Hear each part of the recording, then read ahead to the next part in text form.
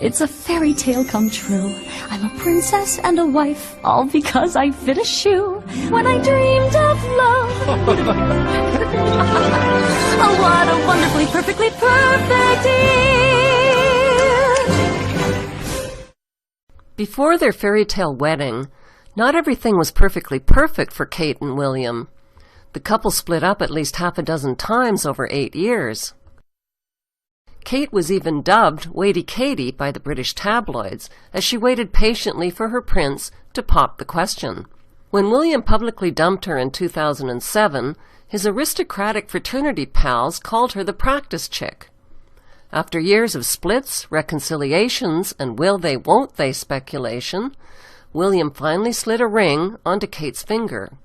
It was the used ring that belonged to his deceased mother, the same ring she wore during her doomed and loveless marriage to William's two-timing father, Prince Charles. William, on the other hand, refused to wear a wedding band and stayed as ringless as a bachelor. A husband's refusal to wear a wedding band is a big no-no for most women. How committed and in love can he be, they ask, if he won't even show off the fact that he's married? Even if their 8-year on-again, off-again relationship wasn't perfectly perfect, at least their fairy tale wedding would be perfectly perfect. The couple set their wedding date for April 29, 2011. Coincidentally, it was the exact same day as Hitler's wedding day, and it marked the 66th anniversary of Hitler's marriage to Eva Braun. And to watch U.S. television, fawning, Fox, CNN, CBS, all of them. Oh, it's so wonderful. No one in America can wait until next week. The way they're hyping it. 1 week until the royal wedding. This is exciting stuff. I mean, it's hard to, I mean, the energy is just palpable. Young couples get married, they're just hoping that some bank will be nice enough to give them a mortgage. Yeah. These folks have a number of palaces to pick from. NBC News is launching a free royal wedding app for the iPad. This is truly a love story that captures everybody's attention. This goes back to Edward Bernays 100 years ago, saying, look, to make politicians and royalty popular, we'll have Hollywood stars come to banquets and events with them. We'll have music stars. We'll have other people go there to basically make these elites be seen as celebrities themselves. On TV screens around the globe, billions watched as the ringless William twisted, squeezed, and fumbled a gold wedding ring onto Kate's finger, but denied her the same honor. Every flag-waving commoner wanted a royal souvenir that they could take home and cherish forever and ever. Well, maybe not forever and ever. The royal condom souvenir probably won't last forever and ever.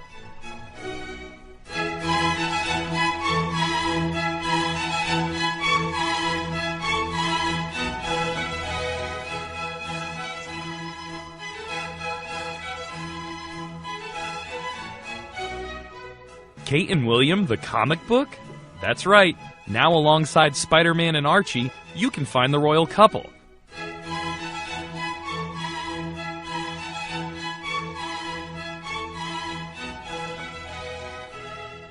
Yes, everything was perfectly perfect until the balcony kiss that royal wedding watchers waited for breathlessly.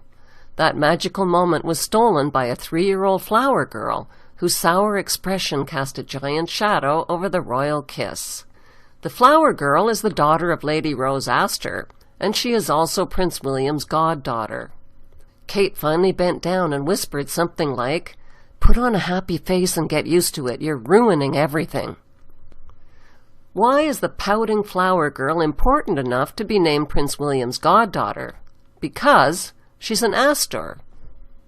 Fritz Springmeier identifies the Astors as one of the 13 satanic bloodlines who made billions from opium, slave trading, and loan sharking. His book gives reference documentation of their criminal history. Many within these unsavory power circles were on the wedding guest list, like James Rothschild of the Rothschild-Bankster dynasty. James Rothschild brought along his passed-around girlfriend, Astrid Harbord, who, according to the tabloids, had previously shagged Prince Harry. Also on the guest list was Gary Goldsmith, Kate's uncle. The tabloids report that Uncle Gary is a filthy rich, cocaine-snorting, pill-popping, porn-peddling, foul-mouthed, randy, hedonistic playboy. Here's Kate's uncle at the wedding popping pills with his female escort. Uncle Gary Goldsmith is the younger brother of Kate's mother, Carol Goldsmith. Kate's Uncle Gary was filmed covertly by undercover reporters for the UK's News of the World at his sprawling $10 million villa on the Spanish Party island of Ibiza. He named his villa Maison de Bang Bang, which is French slang for House of Sex.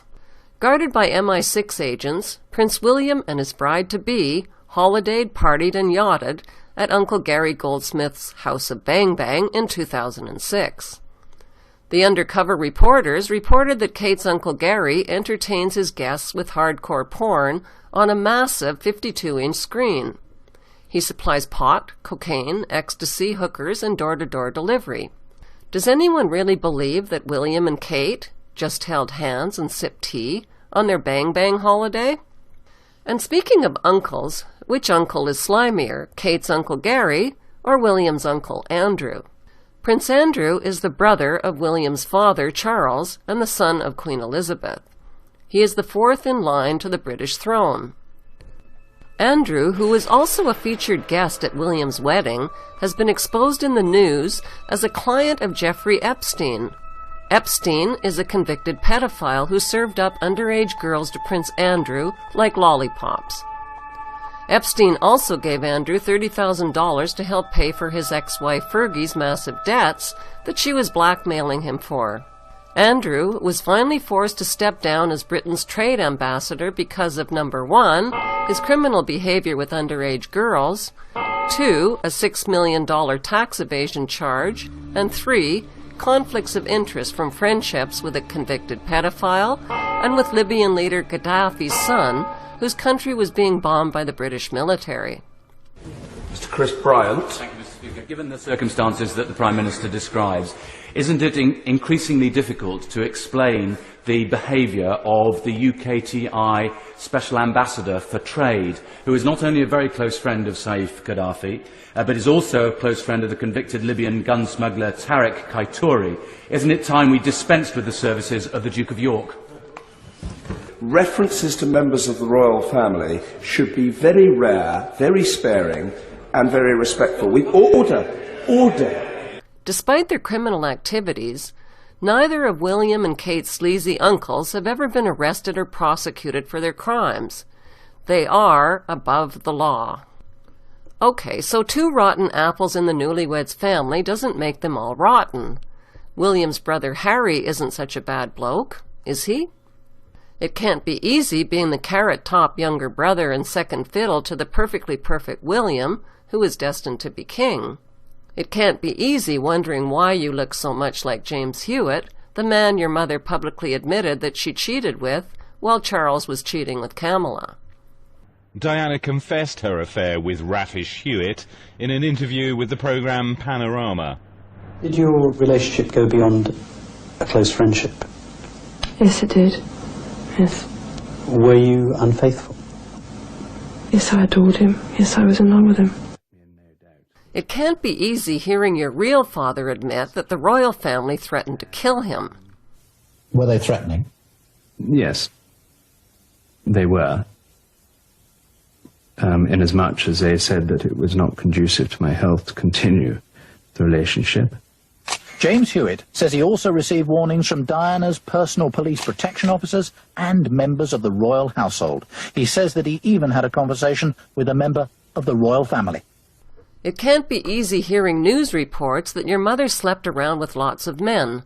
Barry Manicky, David Waterhouse, James Gilby, James Hewitt, Oliver Hoare, William Carling, Dr. Hasnan Khan, rock star Bryan Adams, and Muslim playboy Dodi Al-Fayed. Worst of all was the rumor that your mother got knocked up by Dodi Al-Fayed and that your family murdered her because she was an embarrassment to the crown. Harry has a lot to be angry about. It's understandable that he acted out his anger and got caught by the paparazzi drinking, drugging, brawling, groping breasts, and making racist comments about dark-skinned people.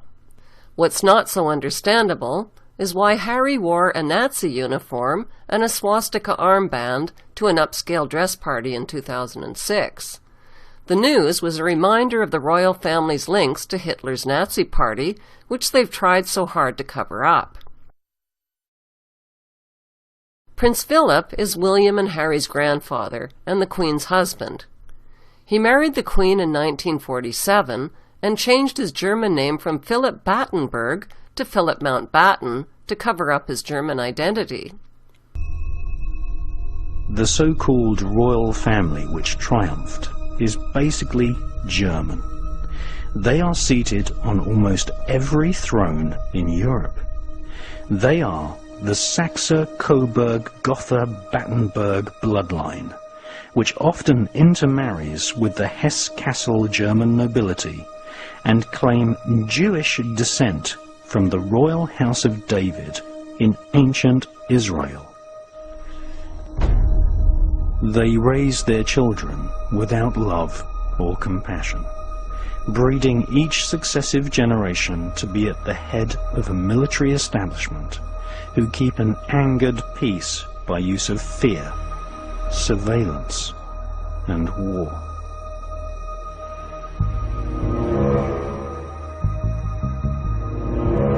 Contrary to what the royal spin doctors have written in the school history books, Queen Victoria was not popular. She was often hissed in public, and there were no less than 7 attempts to kill her.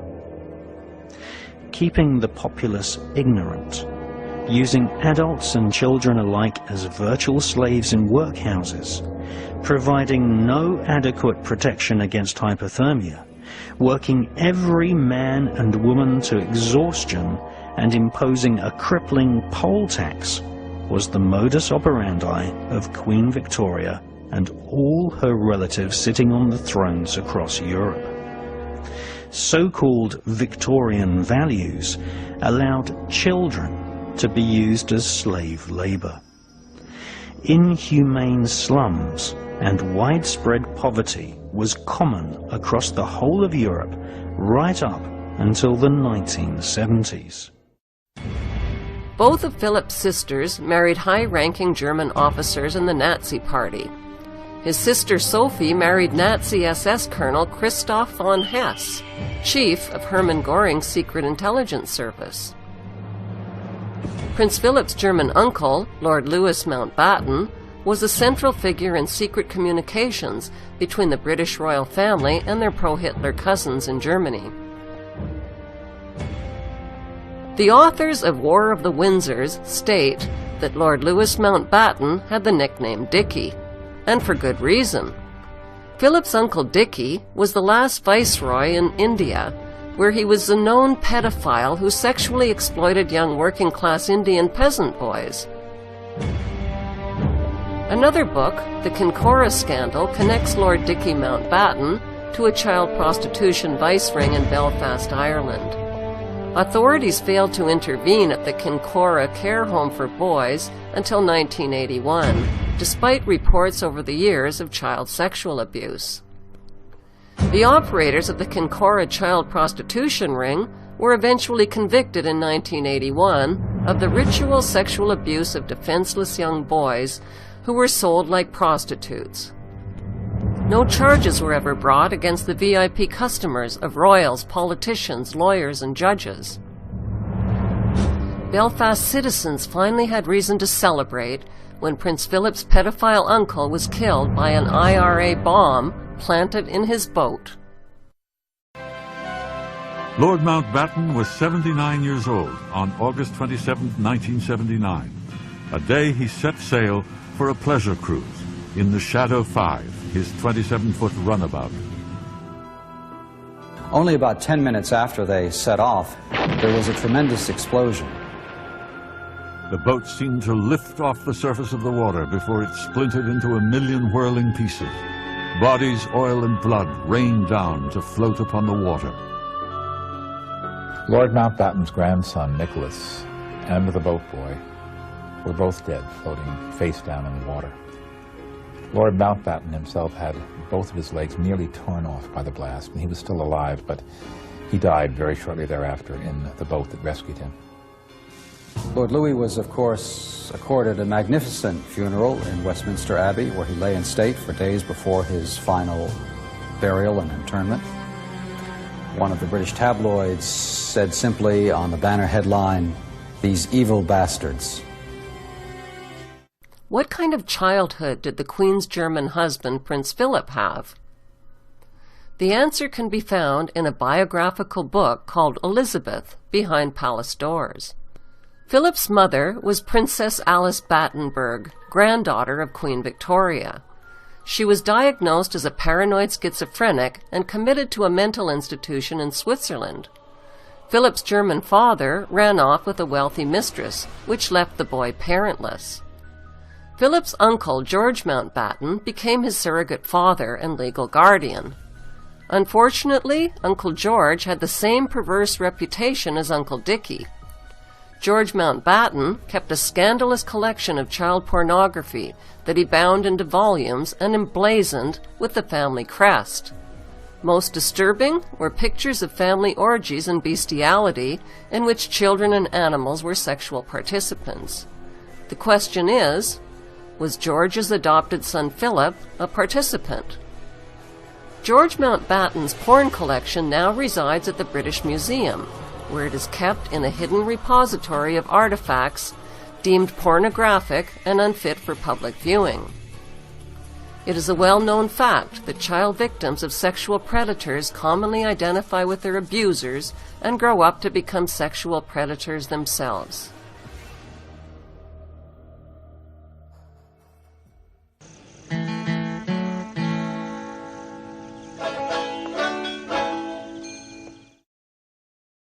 Like her husband, Prince Philip, Queen Elizabeth came from a royal family of name-changers, and for precisely the same reason, to cover up their German identity. Before 1917, the British royals bore the German name of Saxe, Coburg, Gotha, which was changed to the more British-sounding name of Windsor. The Queen and Philip are both the great-great-grandchildren of Queen Victoria, who married her German first cousin. That makes Elizabeth and Philip inbred kissing cousins. According to genetic researchers, marrying your relatives is not a very good idea, and here's why.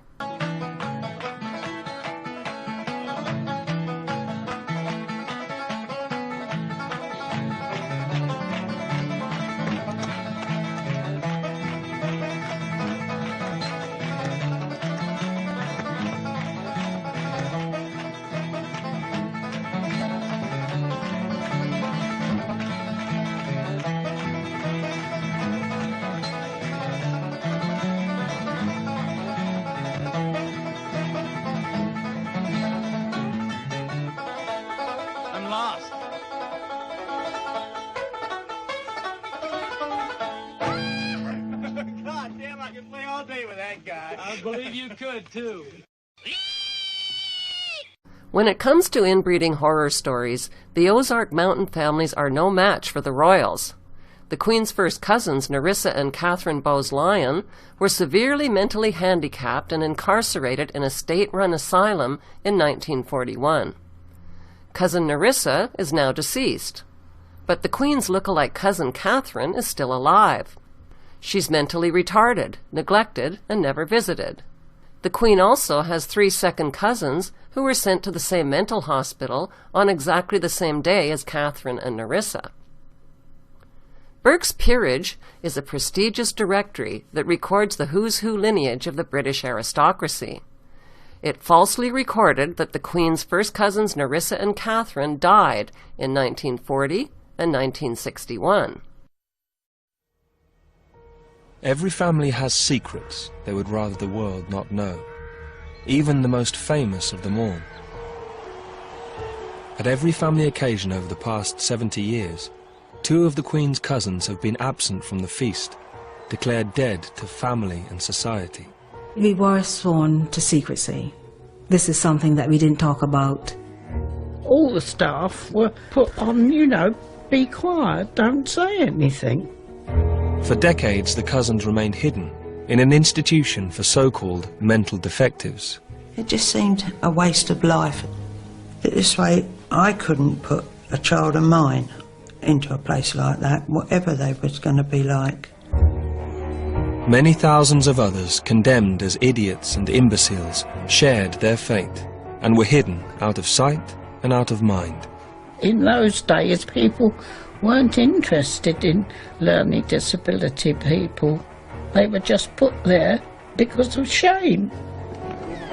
But the royal secret was exposed. Afternoon, ladies. Nice to see you all. A private investigator's hidden camera revealed the truth. Where's Catherine? Somebody said I should have a word with her this afternoon. Catherine Bowes-Lyon, niece to the Queen Mother and cousin to the Queen, is still alive today.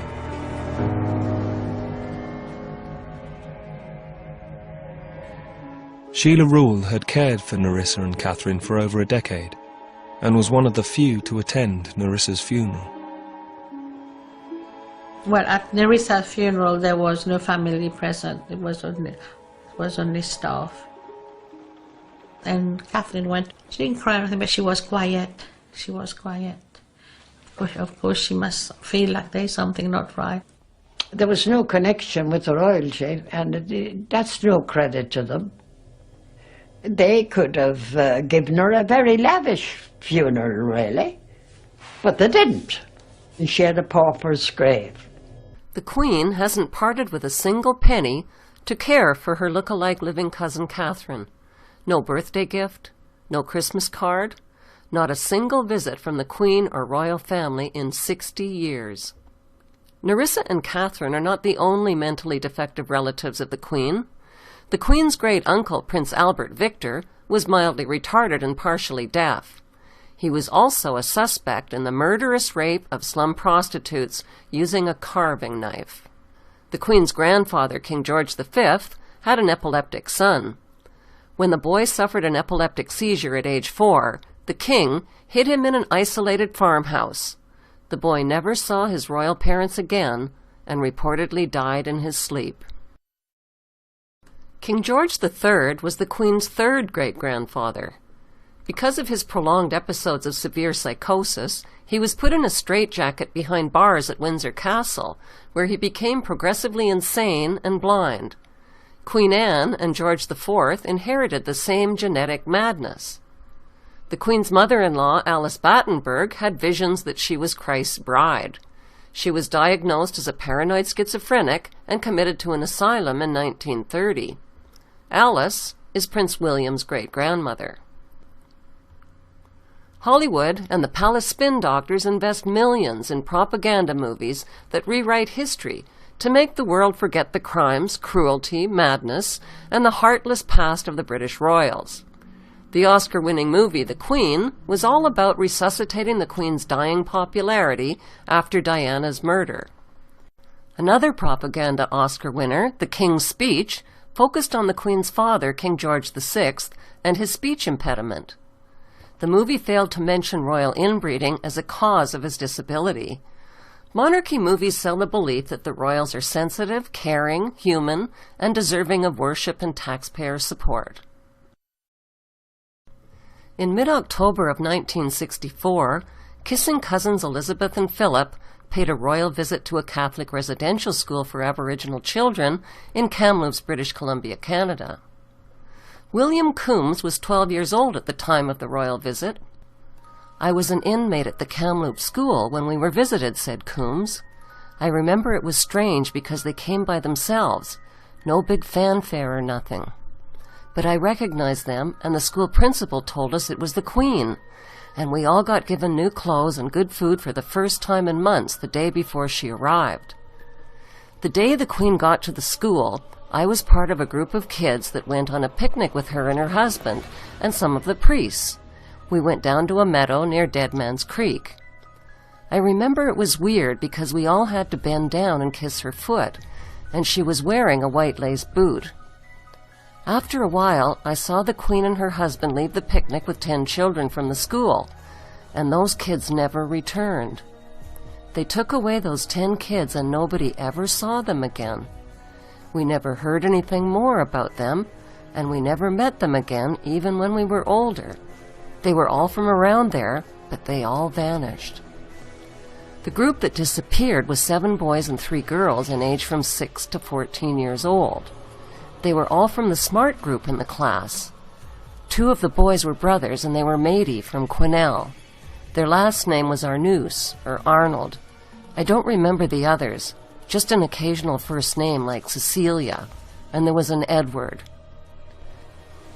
What happened was also witnessed by my friend, George Adolph, who was 11 years old at the time and a student there too. But he's dead now. William Coombs, the sole survivor, was scheduled to appear as the star witness at the International Tribunal into Crimes of Church and State in London, England. But William Coombs never made it to the tribunal. He died of unknown causes shortly before he was scheduled to testify.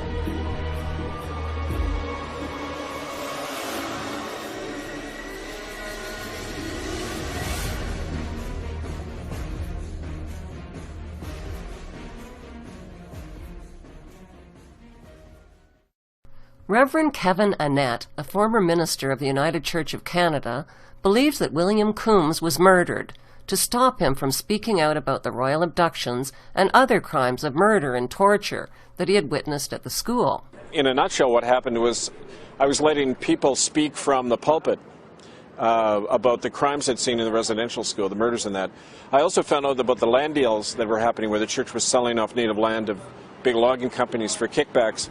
And I wrote a letter about that to the church. I was fired without cause and eventually thrown out of the church without any due process at all. But that one thing led to another, and I began to work a lot more with the survivors after that, the eyewitnesses to these crimes. The Queen and Philip's trip to Canada isn't the only shopping trip they took in the 1960s. In 1961, the couple went on another shopping spree, not for children this time, but for tigers and elephants.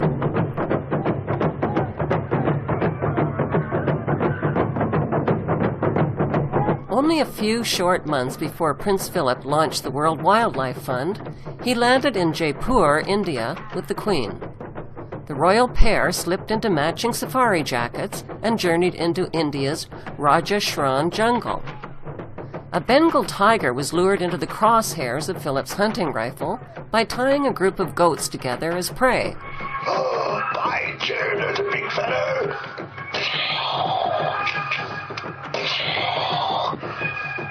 Philip shot and killed the defenseless animal, which is on the endangered species list and is facing extinction.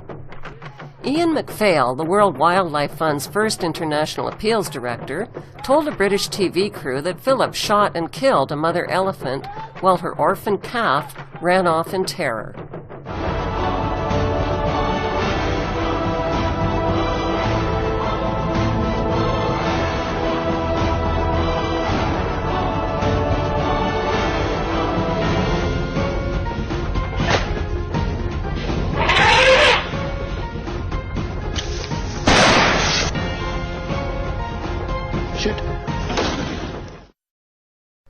Prince Philip co-founded the World Wildlife Fund in 1961 with former Nazi SS officer Prince Bernhard of the Netherlands. Bernhard also helped found the Bilderberg group of politicians, royals, and banksters who meet annually for secret talks. Prince Philip, a couple of months before the WWF was founded in 1961, went on a hunt, a tiger hunt, in northern India and slaughtered a bunch of tigers. Now, of course, the tiger is precisely what they're saying is going extinct. The Indian tiger is going extinct now. Now, there's a total uproar around the world about Prince Philip killing all these tigers. So as he continued on his travels, he put a bandage on his trigger finger. And he participated in another hunt, but with this big bandage there, so I can't possibly shoot anything. Now, he and Queen Elizabeth with her home camera whirring away, mounted, as part of a broader party, 300 elephants, and they went out to kill more tigers and other species. Now, Prince Philip, as the elephants started closing in on various kinds of game, a extremely rare Indian rhinoceros, of which there were only 250 in the whole world at that time, came within the circle of elephants. All of the royal party were horrified. because they knew that Prince Philip would shoot it. So various people tried to shoot near the rhino to scare him away, etc. As the rhino kept blundering on, Prince Philip took aim and bam. The WWF, at its founding in 1961, took under its wing, in particular, the African elephant, the African rhino, the Indian rhino, the panda, and a few others. Now, the African elephant was, had a population of about 3 million when the World Wildlife Fund was founded. Today, it's several hundred thousand. The African rhino had a population of 100,000. Today, it is virtually extinct in the wild. The last living rhino herd in the wild, 700 rhinos, was destroyed by the WWF. It was slaughtered when they paid for it, and the ones that weren't slaughtered were drugged and were sent off to game farms in Australia, the United States, and elsewhere among Prince Philip's cronies in the 1001 Club. That's why there's no rhinos left in the wild to speak of, because Prince Philip and his gang killed them all. When it comes to blood sports, it's an all-in-the-family affair. Like father, like son, like grandson. On a trip to Kenya, Africa, Prince William took lessons in spearing African wildlife from a Maasai tribal member. According to a Fox News report, Prince William drove a 7-foot-long spear into a small antelope and killed it. Prince William recently purchased 250 birds, pheasants, ducks, and partridges, not as pets, but as shooting targets. As the birds were set free, William shot them out of the sky like skeet at the Queen's Sandringham estate. Prince William and Daddy Charles set packs of bloodhounds after foxes in Highgrove. It's jolly good fun chasing after terrorized foxes on horseback and watching the bloodhounds tear them to shreds. The World Wildlife Fund was not created to save endangered wildlife species. On the contrary, it has made a fortune from the illegal ivory trade which it was supposed to prevent. Philip and Bernhard's World Wildlife Fund raised massive funds from corporations and public donations. They used the funds to confiscate huge tracts of land all over the world. The fund is being used as a land and power grab. The royal family's green policies have pushed native people off their ancient lands, shut down their farming, and caused food shortages and starvation. Saving animals and the environment is the phony excuse they use to pass international laws that advance their world government agenda.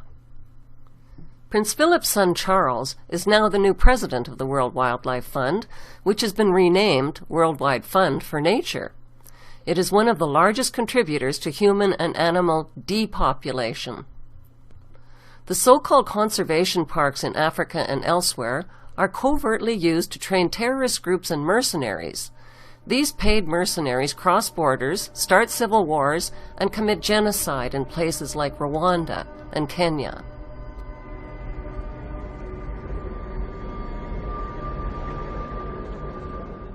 Sadly, the trusting public have donated millions under the false illusion that they are supporting wildlife. 10 to 12 corporations run the world's food supply, which are grouped around Britain's Royal House of Windsor. The Windsor-led cartel includes Cargill, Continental, Monsanto, and Archer Daniels Midland, which dominate world grain, meat, dairy, edible oils and fats, fruits, vegetables, sugar, and spices. This cartel is hoarding food, minerals, and raw materials, and it has the power to shut down food production and export supplies worldwide. A point on the environmental movement in general, a question for any of the environmentalists, so-called, in the panel there. Prince Philip was one of the key founders of the Green Movement. He said that if he were to be reincarnated, he'd want to be reincarnated into a deadly virus to solve the overpopulation problem. Well, the point is that the Green Movement was founded by those in the eugenics movement. This is Hitler Nazi race science, and this will destroy Africa. Can anyone make a comment? Prince Philip Mountbatten, alias Battenberg, and the power elite view themselves as inheritors of the earth. Culling the population through eugenics is their answer to freeing up planet Earth's resources that are being consumed by what they consider racially inferior commoners and useless eaters.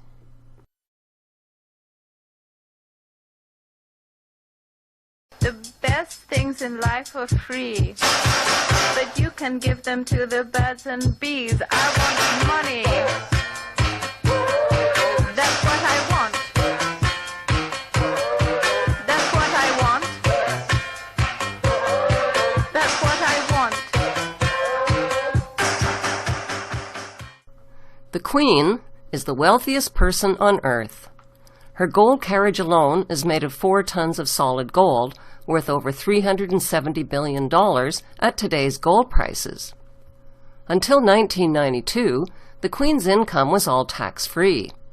In 1977, the Bank of England Nominees Limited was established to hide the Queen's investments. Secrecy about her wealth protects her from a public lynching. Government and banking officials inform the Queen about where to invest her wealth. That's called insider trading, and it's illegal. But the Queen gets away with it scot-free. Why? Because she's the Queen, and she's immune to prosecution. The Queen owns more than 300 residences, including castles and palaces, crown jewels, over 27,000 masterpieces, prize racehorses, and a fleet of Bentleys and Rolls-Royces. Her colossal wealth also includes crown land and investments that she inherited from her black nobility ancestors. The Queen's Crown estate includes over 50% of the UK's coastline, as well as Regent Street and Windsor Great Park. Her trillions in wealth are passed down to her descendants, untaxed. Would British tourism collapse if the monarchy was abolished? No, statistically, Buckingham Palace doesn't even make the top 20 list of tourist attractions. When the Queen's parasitical income from British taxpayers was reduced, she pretended to share the suffering of commoners from austerity programs. That drop in taxpayer income was a teeny-tiny drop in the royal bucket. Those of you who've heard of the Bilderbergers might have heard the fact when Prince Philip actually said that he wants to get rid of 85% of the population. He said that if it doesn't happen in his lifetime, he wants to come back as a virus and do the job himself. Nice. He wants to get rid of these he called useless food eaters. Well, I'm telling you firsthand, they're the bloody useless food eaters. They couldn't put a nail in a piece of wood or fry an egg to save their life. Yeah! Do you know how much the Queen is worth? 17 trillion pounds. That's $30 trillion.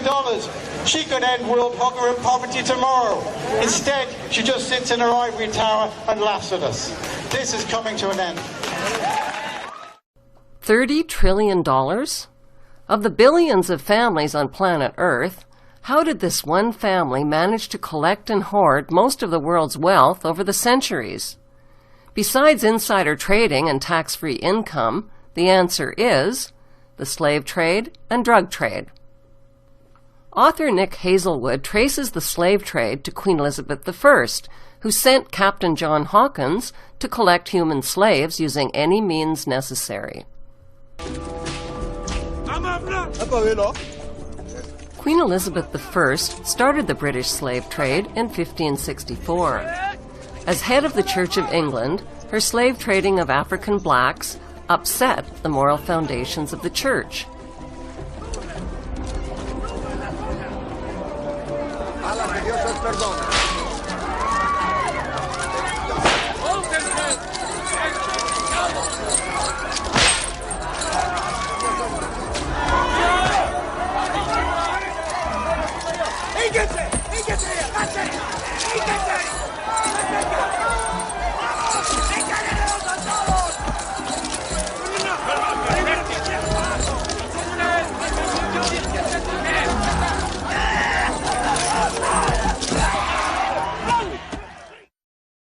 Queen Elizabeth II is now head of the Church of England. 200 years after the slave trade was abolished, the Church was pressured into confessing its horrific crimes and apologizing for profiting from the African slave trade. At first, the Queen and the Church only admitted to owning slaves and plantations, but the public soon discovered that the Church had given their blessing to something far worse. The Church had approved the beating, mutilation, rape, kidnapping, and murder of tens of millions of Africans by declaring that Africans had no soul. This gave the Church a divine license to profit from their diabolical crimes. Queen Elizabeth I was Britain's first slave trader and the head of the Church of England. Today, the public is demanding that Queen Elizabeth II remove Queen Elizabeth I from the crypt in Westminster Abbey. Even more lucrative than Queen Elizabeth's slave trade was Queen Victoria's drug trade. Opium was grown and manufactured in the British-owned opium factories of British India. China banned the importation of opium, but once the British monarch secured a drug trade monopoly, over 17,000 illegal chests of opium worth millions were forced onto the Chinese population. The British waged 3 drug wars on China to force them to pay for the illegally imported opium. China's emperor didn't stand a chance against the British East India Company gunboats and Royal Navy. The British destroyed, plundered, looted, and raped their way along the coast of China until there was nothing left to loot or plunder. On August 29, 1842, the Treaty of Nanking forced the Chinese government to pay £15 million to the British merchants to open up its ports to opium trade and to cede Hong Kong to the British. This was the ugly origin of Hong Kong's 155 years as a stolen British Crown colony.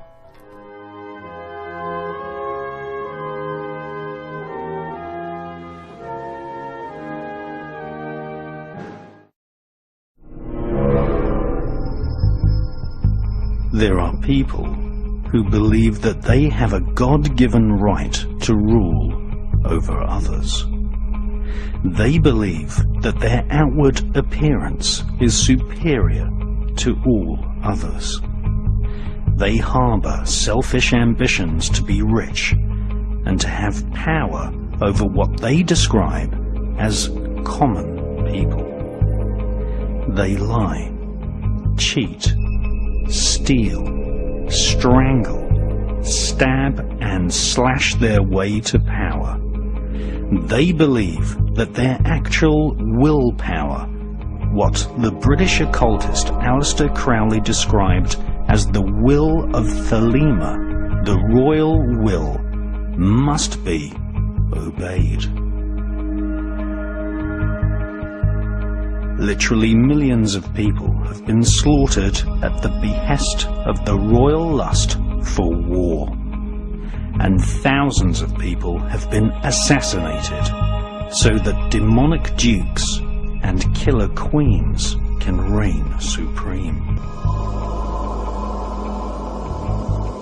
This cabal of crowned killers use the global network of secret societies, loosely described as the Illuminati, to do their bidding and killing.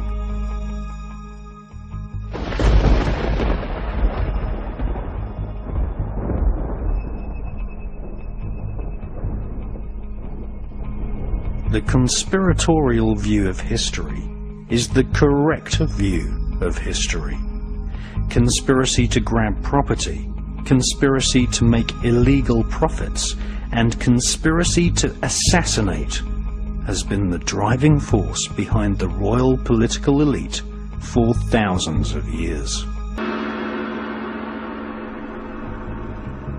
For the crowned killers of Europe, torture, disemboweling, hanging, burning, strangling, poisoning, and killing in the most satanic manner is the order of the day. This is the modus operandi of royal families. For centuries, the royal elite have devised terrible punishments for anyone accused of treason. The monarchy reserved the most disgusting forms of torture and death for those who questioned the royal will. A so-called traitor would often have each arm and leg tied to 4 horses, which were whipped to gallop in opposite directions, thus ripping the victim into 4 parts whilst still alive. Often, the royal elite would divide the victim's heart into sections and send these for public display to different parts of the country as a macabre warning. The British throne has been bathed in blood for centuries. At one time, Britain contained several small kingdoms. These small kingdoms, ruled over by an intermarried, self-elected elite, were gradually amalgamated into the single monarchy which rules over Wales, Scotland, Northern Ireland, England, Canada, Australia, New Zealand, and secretly controls the United States of America. The United States was founded on July 4th, 1776, in resistance to the hegemonic, despotic, tyrannical rule of King George III and the abuse against the colonies. And most of the British Parliament was against going to war with their fellow Englishmen because the king was unpopular there as well. It was known that he was a German king, his father being brought over to rule England. These people could barely speak English. Nothing against Germans, but you don't see me going over to Germany to rule them. The very essence of July 4th and 1776 is resistance to the disgusting House of Windsor. They didn't get that name until around World War I, because before that they were known as the Saxe, Coburg, Gothas. Notice that we hear their names. Prince William. You never hear his last name, do you? The slave public, many of them in England, who support these people, don't even know their last names because they don't want you knowing their last names. 3 times in the last 3 years, the Parliament in Canada hasn't done what the Queen of England wants, so she suspended them, shut down the Parliament. Happened in the late 70s in Australia. This is a tyrannical group pushing eugenics, population reduction, all the carbon taxes. Prince Philip, the Queen's husband, another German royal prince, is a supporter of eugenics. His cousin, who was the prince married to the Queen of the Netherlands, unadmitted Nazi, unadmitted eugenicist. The point is, these are the most filthy, degenerate people you can imagine. She owns more than half of Canada, more than half the land in England. So anytime you see some mind-numb zombie talking about how exciting the wedding is or how they watched it, you're watching a bunch of twitly, inbred idiots that can't even dress themselves and have valets.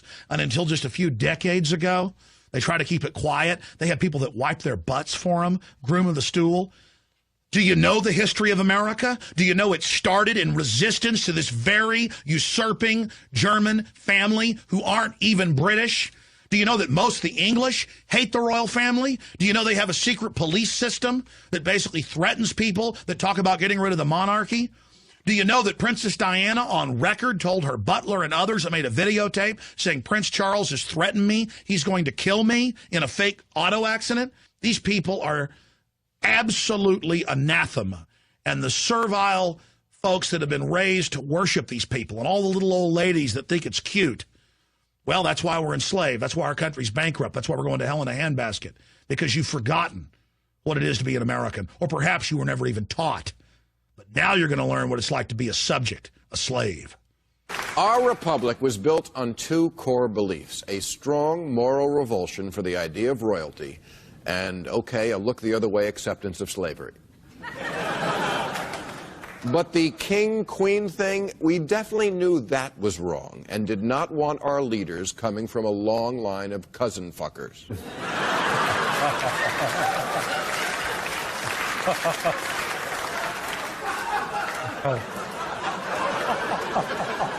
Americans get so excited when they meet royalty, but the royal protocol should be offensive to any free humanist. When you meet the princess, bow slightly at the waist. Don't look in her eye. Do not offer your hand unless she offers her first. Gosh, I hope all that blends well with my protocol, where the people I meet have to blow me.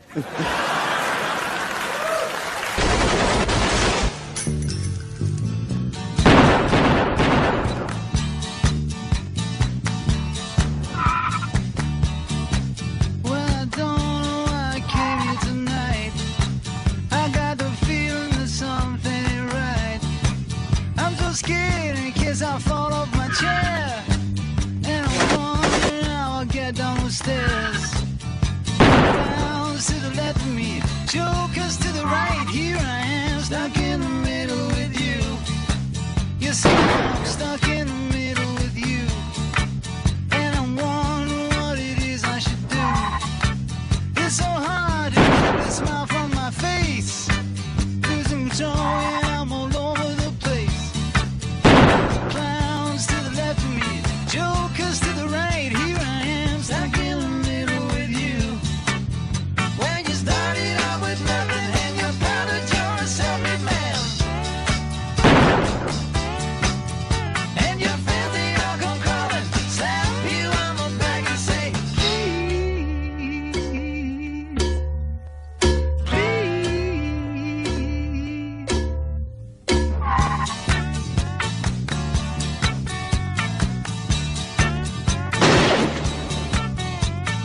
trying to make some sense of it all, but I can see it makes no sense at all. Is it cool to go to sleep on the floor? 'Cause I don't think that I can take anymore. Clowns to the left of me, jokers to the right. Here I am, stuck in the middle with you.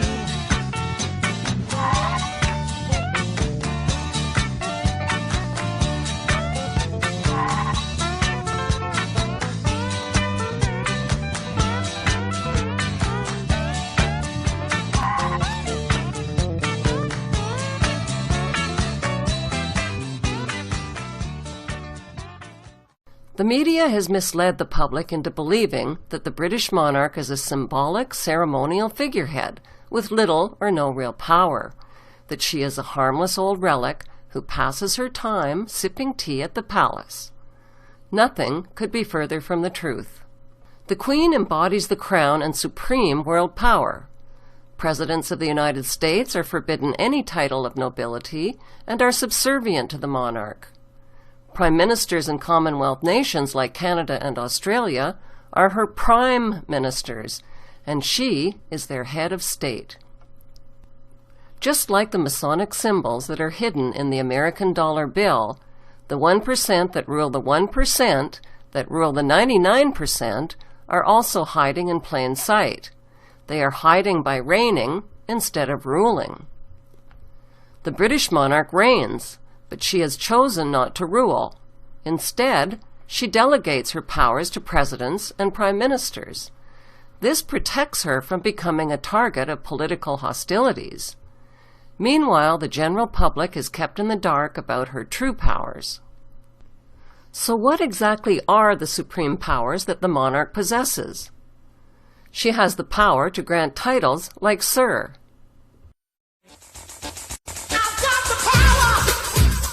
The Queen has the power to call elections and dissolve Parliament. She can dismiss prime ministers and the government.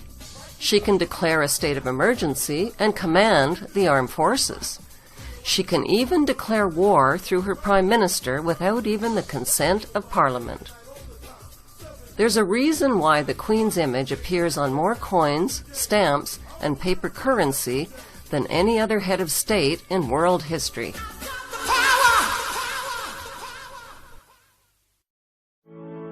And it seems to me you lived your life like a candle in the wind, never fading. In my opinion, there can be no doubt that she was actually murdered. As she used to say to me, I'm trouble to them. I won't go away. I won't go quietly.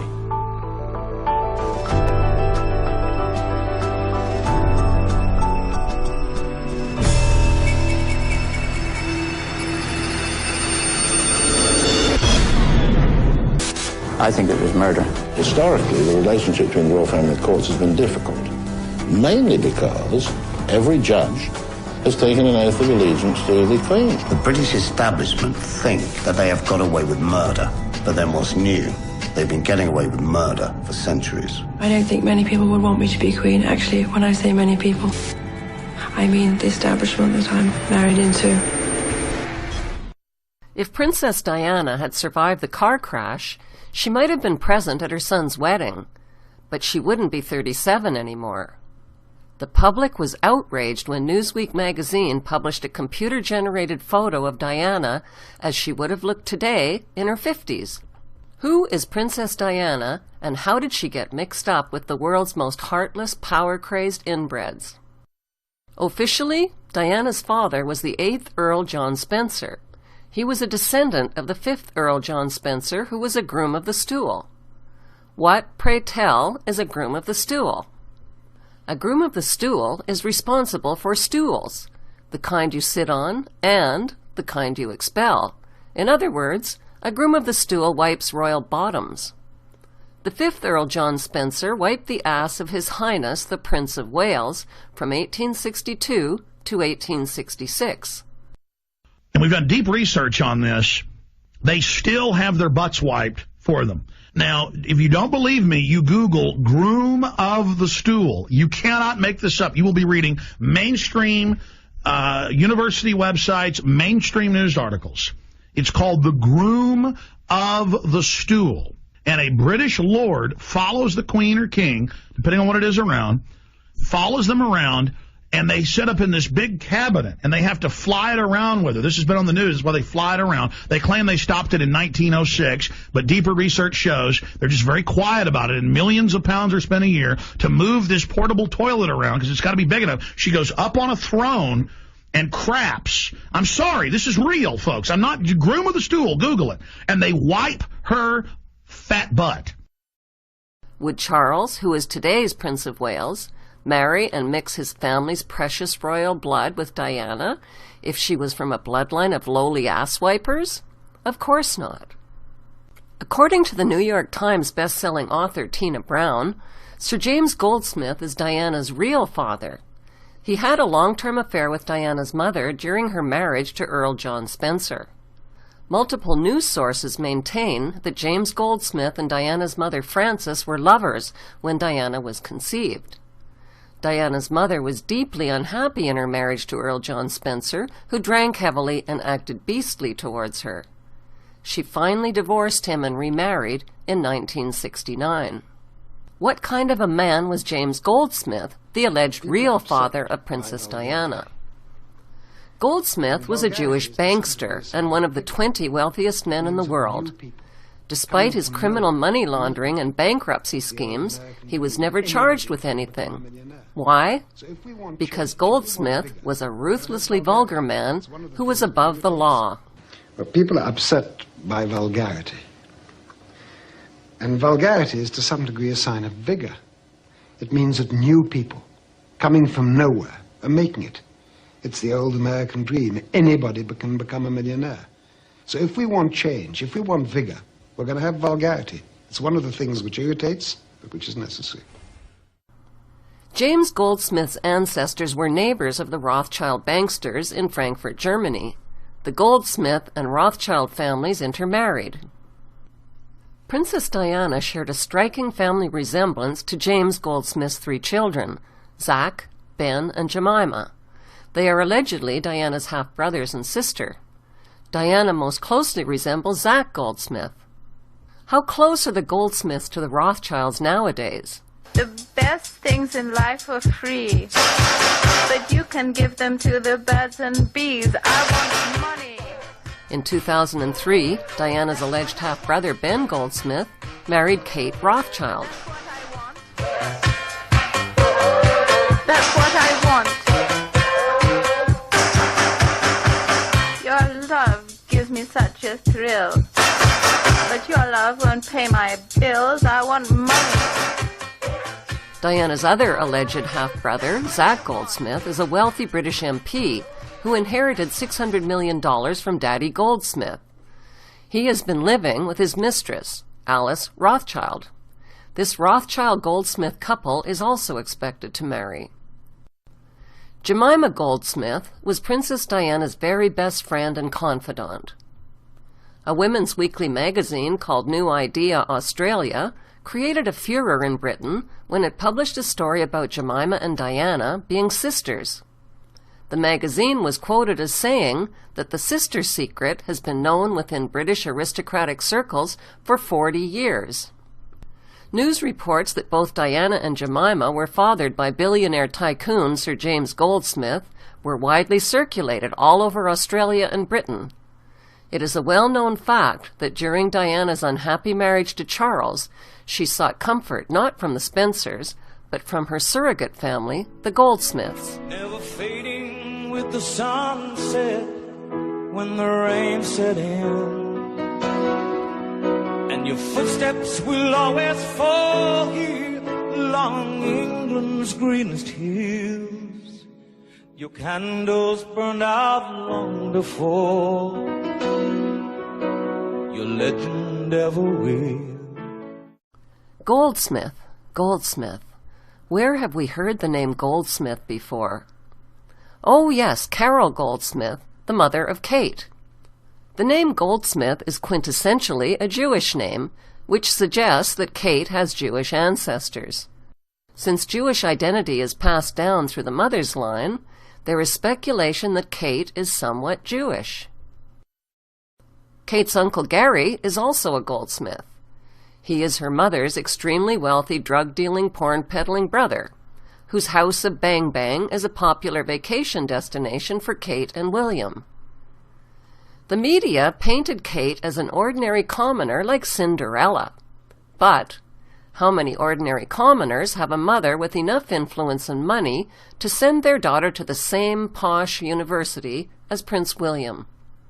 Yes, Kate's mother is a goldsmith, all right, and there's plenty of evidence that William's mother, Diana, was also a goldsmith. Do William and Kate have a common ancestor? A goldsmith from Frankfurt, Germany, perhaps? That would make Kate and William kissing cousins like Philip and Liz. Now that Kate is married to William, what is her married surname? Since William is the son of Prince Charles, who is the son of Prince Philip Mountbatten, whose real German surname is Battenberg, then technically William is a Battenberg, and so is Kate. Diana's family story wouldn't be complete without viewing her mother's side of the family tree. Diana's mother's name is Frances Roche. Her grandmother, Ruth Roche, served the Queen as a woman of the bedchamber. Where did the name Roche come from? There is speculation that Princess Diana is a descendant of Jacob Frank, the infamous 18th century rabbi who claimed to be the reincarnation of the false Jewish Messiah, Sabbatai Zevi. Jacob Frank had a son named Rochus Frank, who reversed his name and became known in Europe as Frank Roche. Diana's mother's name, Frances Roche, is the female equivalent of the name Frank Roche. Gonna be a mighty king, so enemies beware. Well, I've never seen a king or beast with quite so little hair. Oh, I just can't wait to be king. For Charles, the royal marriage to Princess Diana on July 29, 1981, had nothing whatsoever to do with love. It was an arranged marriage for the concealed purpose of joining the Windsor bloodline with the Goldsmith Rothschild bloodline. When an interviewer asked the royal couple if they were in love, Diana shyly answered, "Of course." And Charles rudely answered, "Whatever in love means." And I suppose in love. Of course. Whatever in love means. In November of 1981, the palace announced that the princess was pregnant. Diana's struggle with her health proved doubly difficult. Sick the whole time, bulimia and morning sickness. People tried to put me on pills to stop me being sick. I refused to take the responsibility that if the child appeared handicapped, I wasn't going to take responsibility. Her eating disorder was a well-known fact in the royal household. The bulimia was evident, I think, to anybody who'd known her before and then subsequently saw her, and she became thinner and thinner. New Year's 1982. Just 5 months into their marriage, pregnant Diana was feeling wretched. Their relationship continued to unravel. She felt Charles was incapable of understanding her turmoil. She threatened to take her own life. Charles said I was crying wolf, and I said I just felt so desperate and I was crying my eyes out. And he said, "I'm not going to listen, you're always doing this to me." He said, "I'm going riding now." So I threw myself down the stairs, bearing in mind I was carrying a child. Queen comes out, absolutely horrified, shaking. She's so frightened. I knew I wasn't going to lose the baby. Quite bruised around the stomach. And Charles went out riding. And when he came back, you know, it was just dismissal. Total dismissal. It was one of several half-hearted suicide attempts she would make over the next decade. She revealed on the tapes that she had tried to cut her wrists and had thrown herself into a glass cabinet at Kensington Palace. I was very ill. We were trying to hide that from everybody. I had to come down for treatment because I was so depressed and I was trying to cut my wrist with razor blades. And she recalled another incident. After 5 years of being married, my sister Jane came up to see me and I had a V-neck on and shorts. She said, "Dutch, what's that marking on your chest?" And I said, "Oh, it's nothing." She said, "What is it?" And the night before, I wanted to talk to Charles about something. He wouldn't listen to me. He said I was crying wolf. So I picked up his penknife off his dressing table and scratched myself heavily down my chest and my both thighs. There was a lot of blood, and it hadn't made any reaction whatsoever. Suicide attempts are desperate calls for help. It didn't much matter, Diana said. No one was listening. The media interest in the impending birth was intense. So much so that Diana couldn't handle the pressure and wanted labor to be induced. But she recalled, it was difficult to schedule a birth date around the father-to-be's polo matches. When we had William, we had to find a date in the diary that suited him, his polo. William had to be induced because I couldn't handle the pressure any longer. It was becoming unbearable. It was as if everybody was monitoring every day for me. Anyway, the boy arrived, great excitement, thrills, everyone was absolutely on high as a kite. We found a day that Charles could get off his polo pony for me to give birth. That was very nice. I felt very grateful about that. As Britain celebrated its new heir, He's in marvellous form. Diana retreated into depression. Came home, and then postnatal depression hit me hard. And it wasn't so much the baby that had produced it, it was the baby that triggered off all else that was going on in my mind. Boy, was I troubled. The birth of Prince William Arthur Philip Louis Windsor on June 21, 1982, was not a natural birth. It was an induced birth on the summer solstice, when Druids, witches, and Satanists gather and celebrate at pagan sites throughout Scotland, England, and Wales. The intense celebrations carried on far into the night, with sexual orgies, sacrifices, black masses, and satanic worship on the longest day of the year.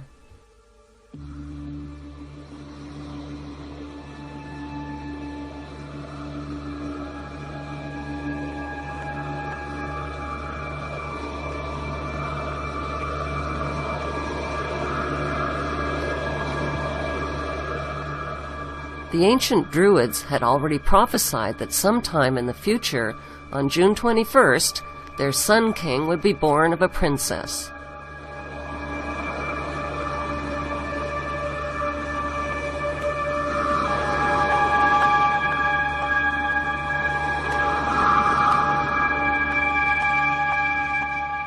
William's induced birth was not only accompanied by a solar eclipse, but by an even rarer lunar eclipse and by strange alignments of the stars and planets.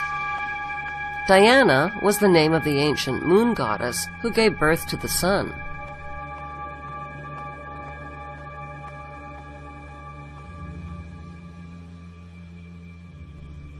Coinciding with William's birth was the release of the 1982 Hollywood film Omen 3, The Final Conflict, with its countless connections to England and the Antichrist. Your pain on the cross was but a splinter compared to the agony of my father. Cast out from heaven, the fallen angel, banished, reviled. I will drive deeper the thorns into your rancid carcass, you profaner of vices. Cursed Nazarene.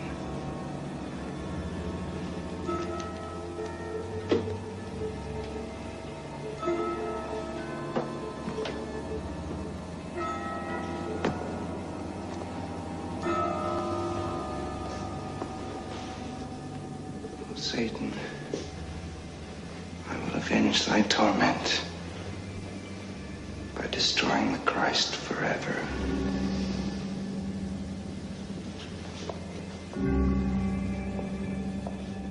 That same year, the controversial New York Times bestseller, Holy Blood, Holy Grail, hit the bookstands and shocked the world.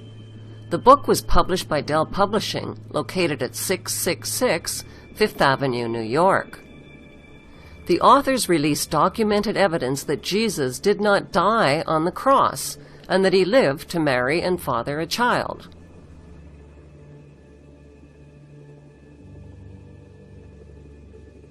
The authors also claimed that Israel's royal bloodline of King David was passed down through Jesus' daughter, who married into French Merovingian royalty.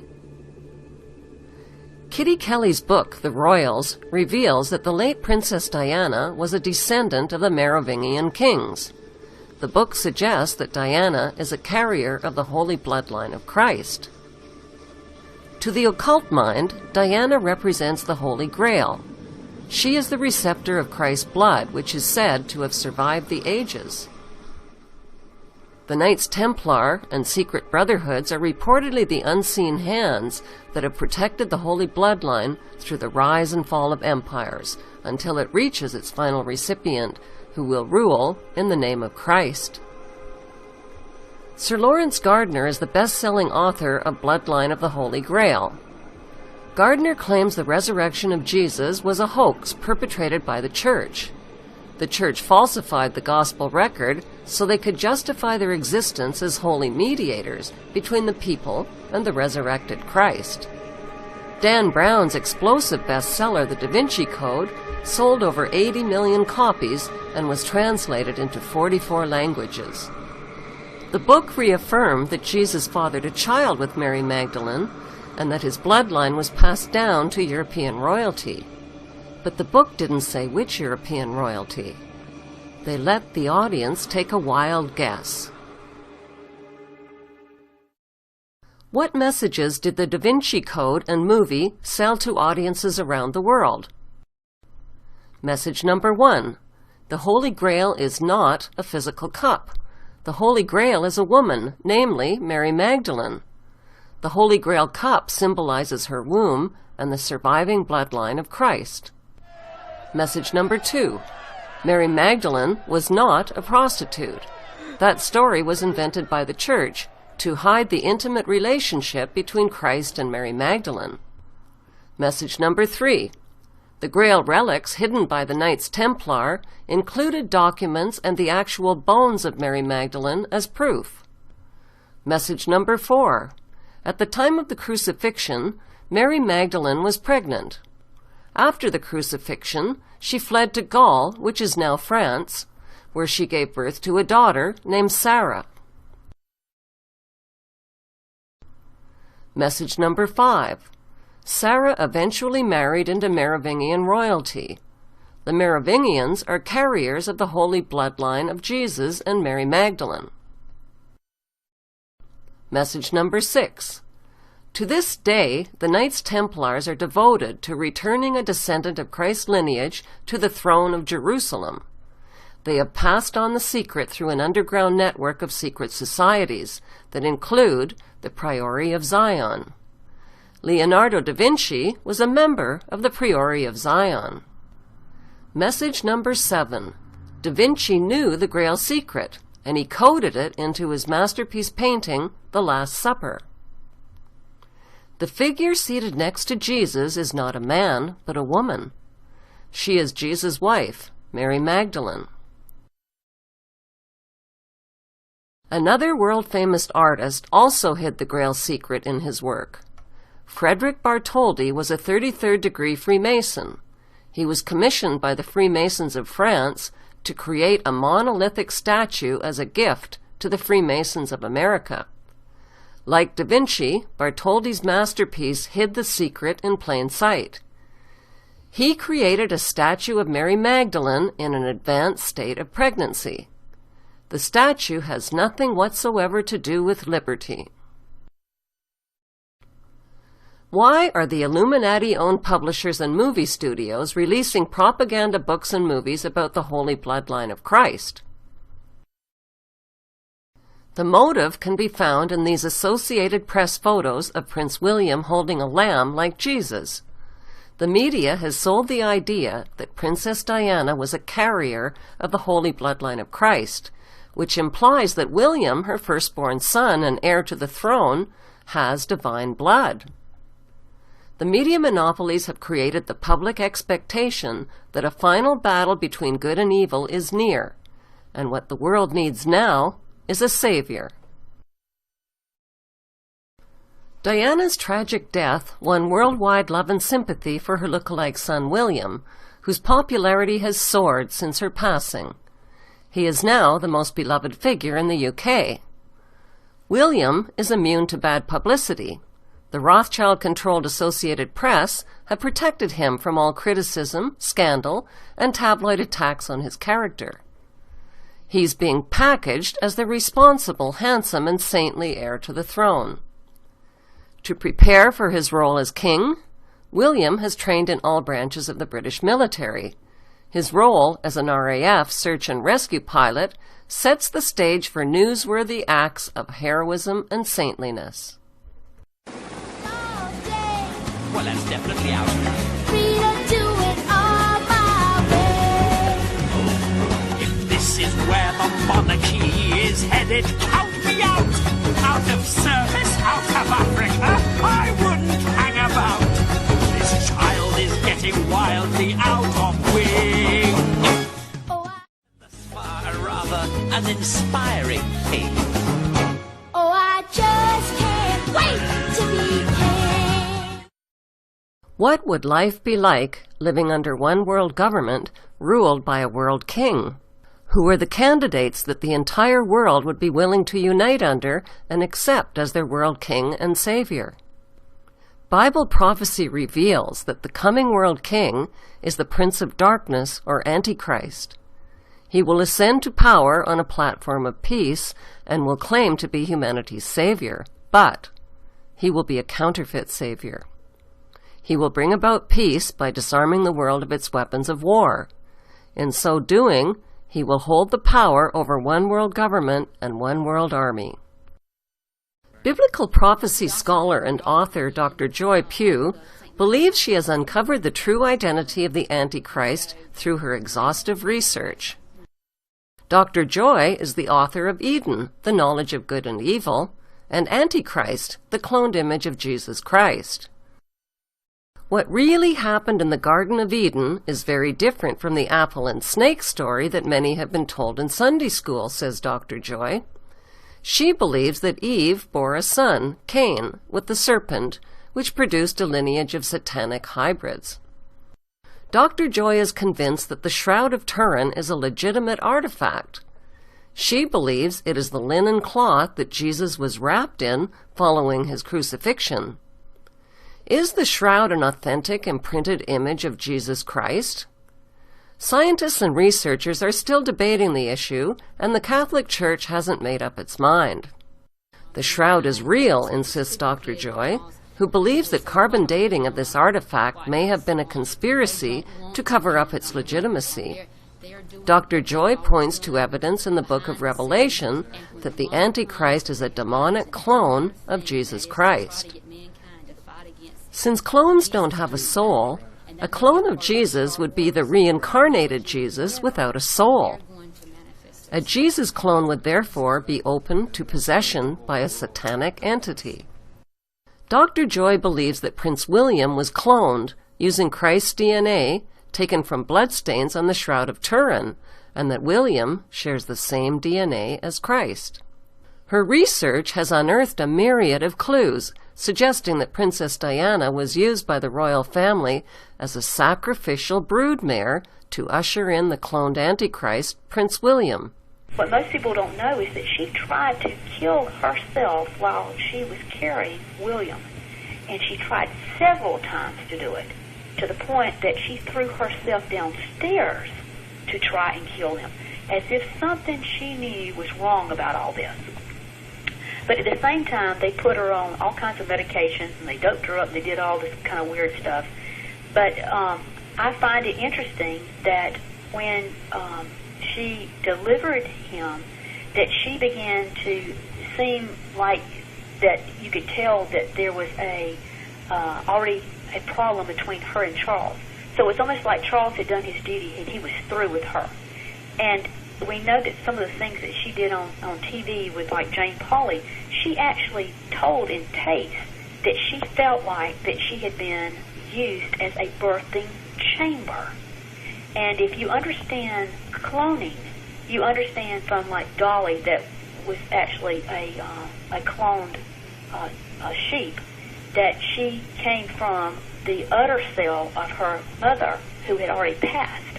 But she was carried by another sheep that had nothing totally genetic involved with her. And when she was delivered, she was the exact duplicate. I don't mean a twin, I mean a duplicate copy. So therefore, if for some reason Diana was trying to kill her and that baby, there was something going on that was bad.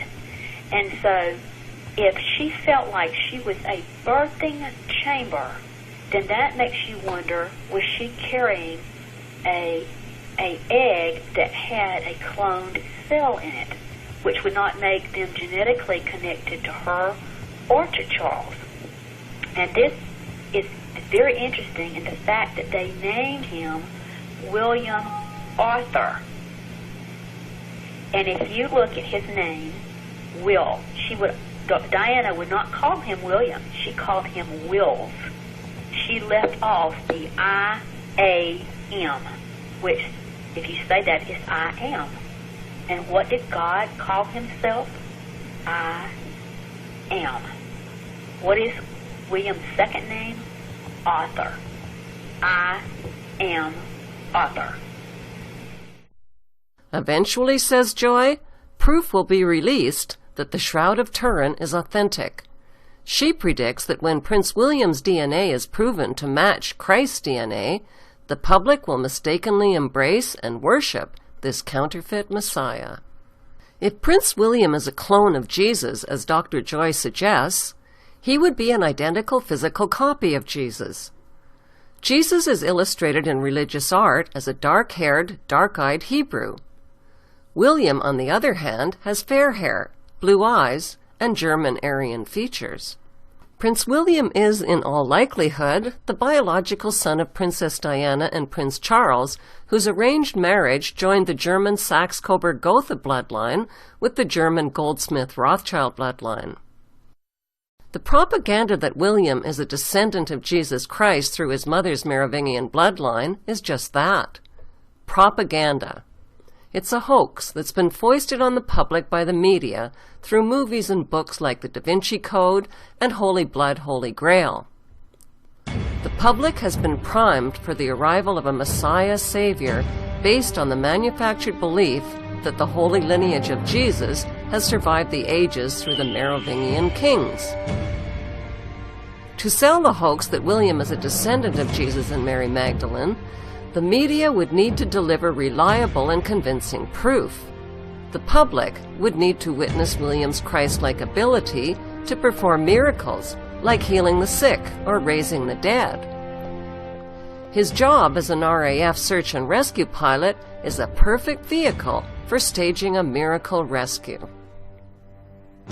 The public would also need DNA evidence that William's DNA is linked to the DNA of Jesus and Mary Magdalene. The holy DNA could be retrieved from a number of sources. The Shroud of Turin is one DNA source. The presumed remains of Mary Magdalene are another DNA source. Mary Magdalene's arm is preserved at Vézelay, France, and her skull is encased in a marble sarcophagi at Saint Maximum la Sainte Baume, France. Another DNA source is a tooth of Mary Magdalene's, which is encased in a reliquary at the Metropolitan Museum of Art in New York. Once a genetic match is made and authenticated for the public record, William would be embraced by the Christian world. Many will view him as the returned Savior and Messiah. As a descendant of Jesus Christ and a proponent of world religion, William would also be accepted by Buddhists, Hindus, and the Eastern world, where Jesus Christ reportedly lived, studied, and preached Eastern philosophy. William's alleged pedigree as a descendant of the Davidic tribe of Judah would win his acceptance among Jews worldwide. He would also be accepted by worldwide Freemasonry and secret societies, which he is a member of. When William's mother reportedly died in a Paris car crash in the arms of a Muslim man, the hearts of the entire world went out to him, including the Muslim world, where he is adored. William, the handsome, charismatic, and charitable heir to the British throne, is already loved, trusted, worshipped, and adored by the masses. Considering all of the possible candidates that the entire world might be willing to unite under as their world king, Prince William is the most eligible candidate. In his book, Antichrist in a Cup of Tea, author Tim Cohen details the British monarchy's centuries-long conspiracy to create a new world order through the world's most powerful organization, the Order of the Garter. The Order of the Garter is the 1% who rule the 1% who rule the 99% of the world population. Founded in 1348, the Order's membership is limited to Charles, the Prince of Wales, the Sovereign Queen, and no more than 24 knighted companion members at any one time. The Order of the Garter is the parent organization of worldwide Freemasonry. When a Mason receives his 33rd degree, he swears allegiance to the Order of the Garter. The Order of the Garter is the absolute core leadership of the Priori of Zion, the Knights Templar, Scottish Rite Freemasonry, the Rosicrucians, and the powerful Committee of 300. This medieval order is a precursor to the coming establishment of the New World Order Round Table.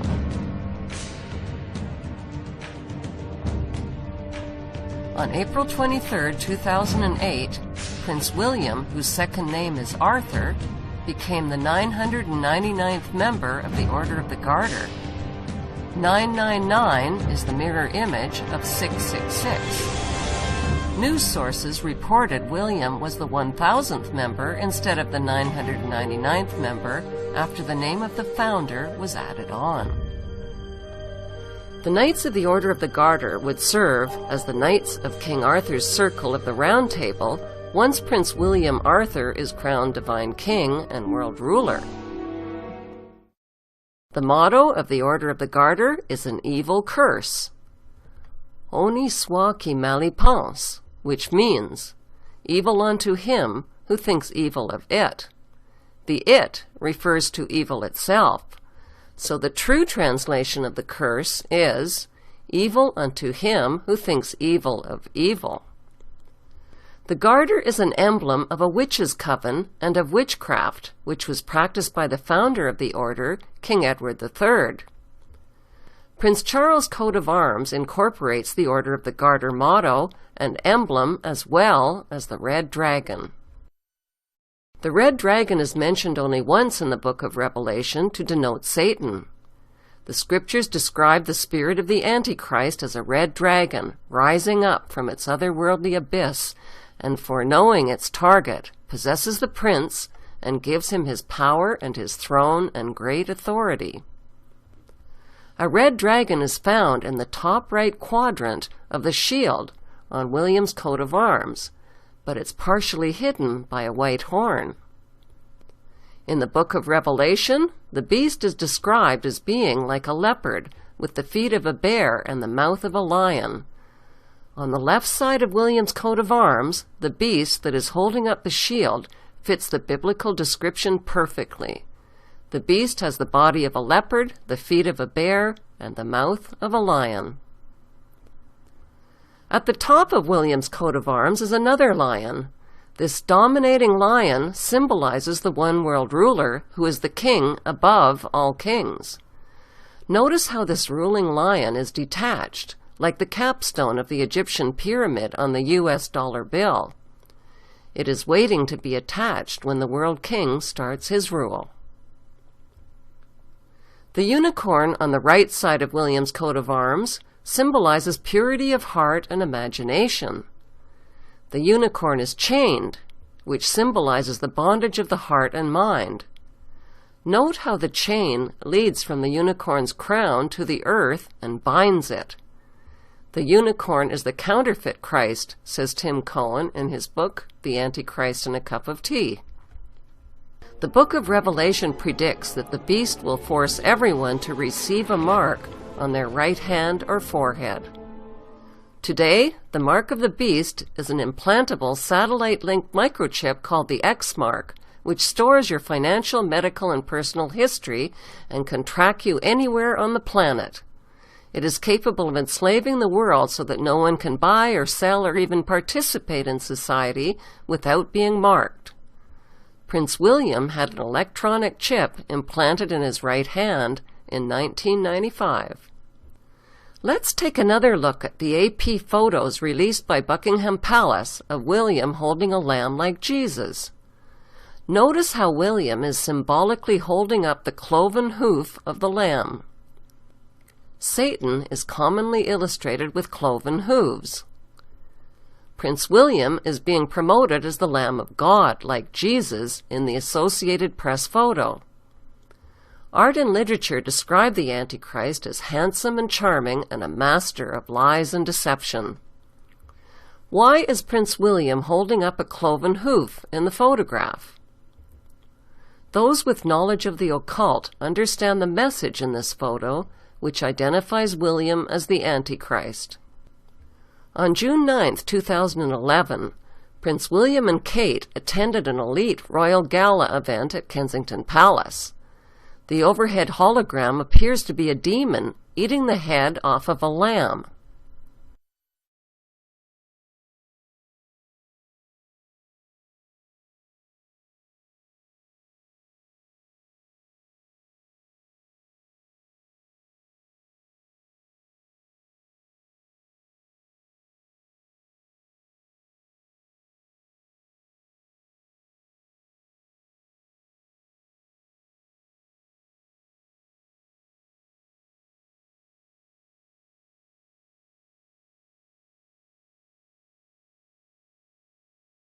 On July 3, 2011, Prince William and his new bride visited Canada, where protesters booed and held up signs calling them royal parasites and demanding an end to the monarchy. This is a small, noisy demonstration. In Quebec City, a ceremonial parade was held for the royal couple, and a goat, with gold horns and a blue jacket, was marched in front of Prince William. The billy goat is descended from Queen Elizabeth's private stock of royal goats. Billy is a nickname for William. In this photograph, Prince William is wearing a Royal Air Force patch that displays a goat head symbol. The goat head is a symbol for the goat of Mendes, which represents Satan and the Antichrist. The Baphomet is another name for the goat of Mendes. It is the deity that is worshipped by the Knights Templar. Today, the Baphomet pentagram is the official symbol of the Church of Satan. In black magic, the Baphomet is the source and creator of all evil. It is portrayed as half human, half goat. This symbol can be traced from ancient Sumer in Egypt right through to its global use today in modern witchcraft. The ancient Sumerians made clay tablets describing the extraterrestrial god Enki, who genetically engineered the human race with his demon seed. The symbols for Enki and Satan are the same, the goat and the snake. The goat symbol played an important role on September 11, 2001. George W. Bush was reading a story about a pet goat to a group of school children when he was informed that a second plane had hit the World Trade Center and that America was under attack.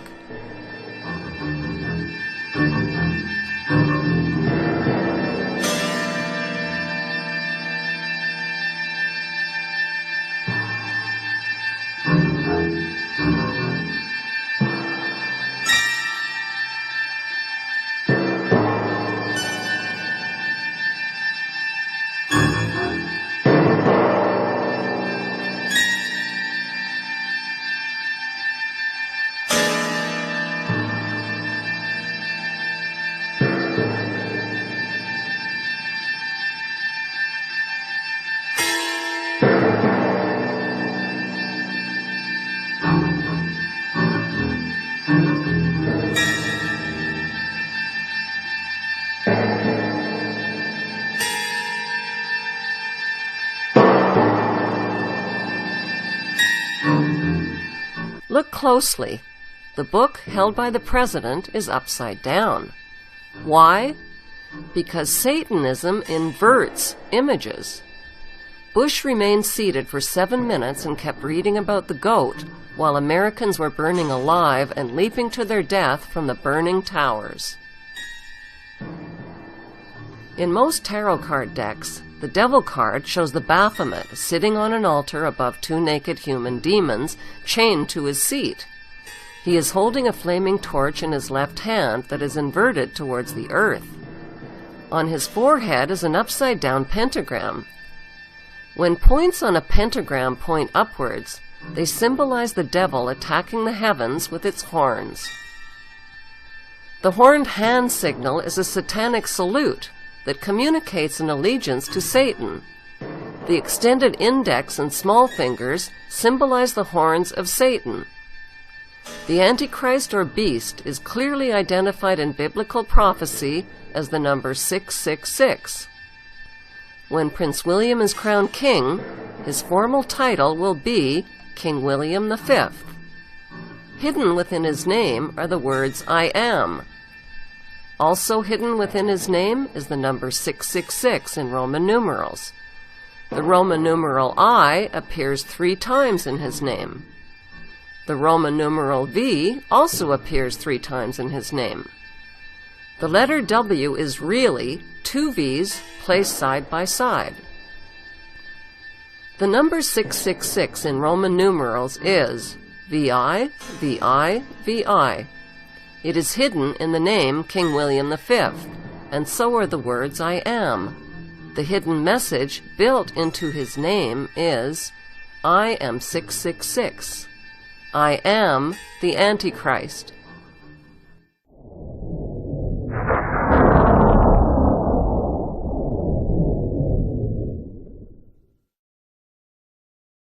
What hymn did the ruling family sing on William's wedding day in Westminster Abbey? The flag-waving public were too hypnotized by the fairy tale media hype to even question why a hymn called Jerusalem was featured at William's wedding. Here are the main lyrics of the hymn.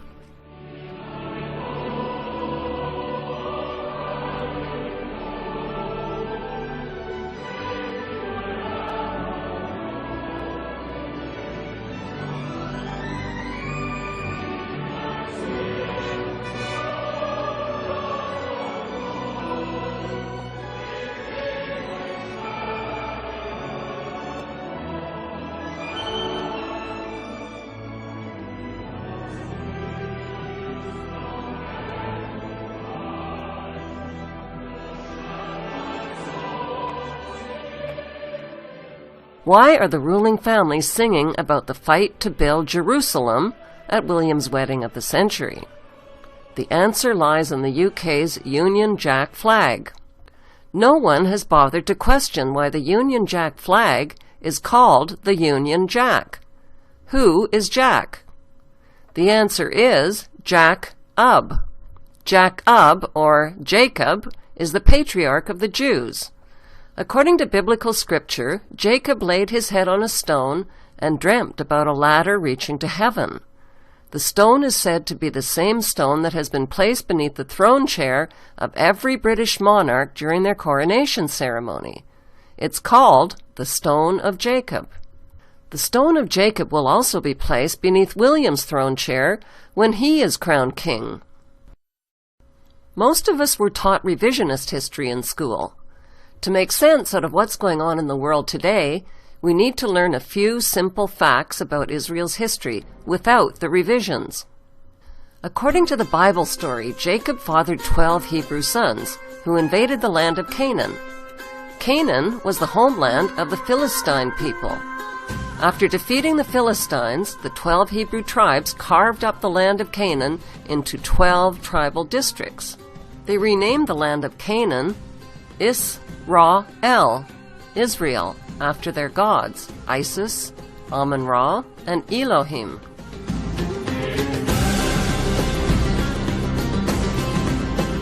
By 69 AD, Roman soldiers burned the city of Jerusalem to the ground and destroyed the Hebrew Temple of Solomon. all that remained of the Jewish temple was a wall, which still stands today in the city of Jerusalem.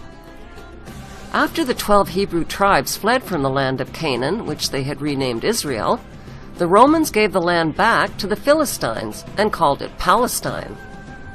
Palestine was the Romanized word for Philistine. Today, the descendants of the Philistines are the Palestinians of Palestine. Where did the 12 tribes of Israel go after they fled from the land they had renamed Israel? The serpent tribe of Dan became seafaring pirates. They emblazoned the symbols of the snake and dragon on their red and white flag, together with the crest of an eagle. According to Bible prophecy, the Antichrist will descend from the tribe of Dan.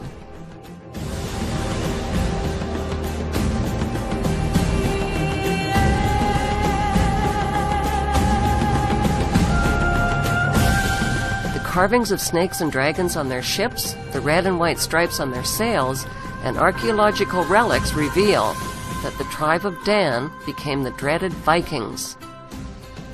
These ferocious seafaring pirates raped, burned, and looted their way up the coast of Europe into the British Isles, incorporating the name of their tribal leader Dan into towns and rivers along their migration route, like the mighty river Danube and the Jordan River.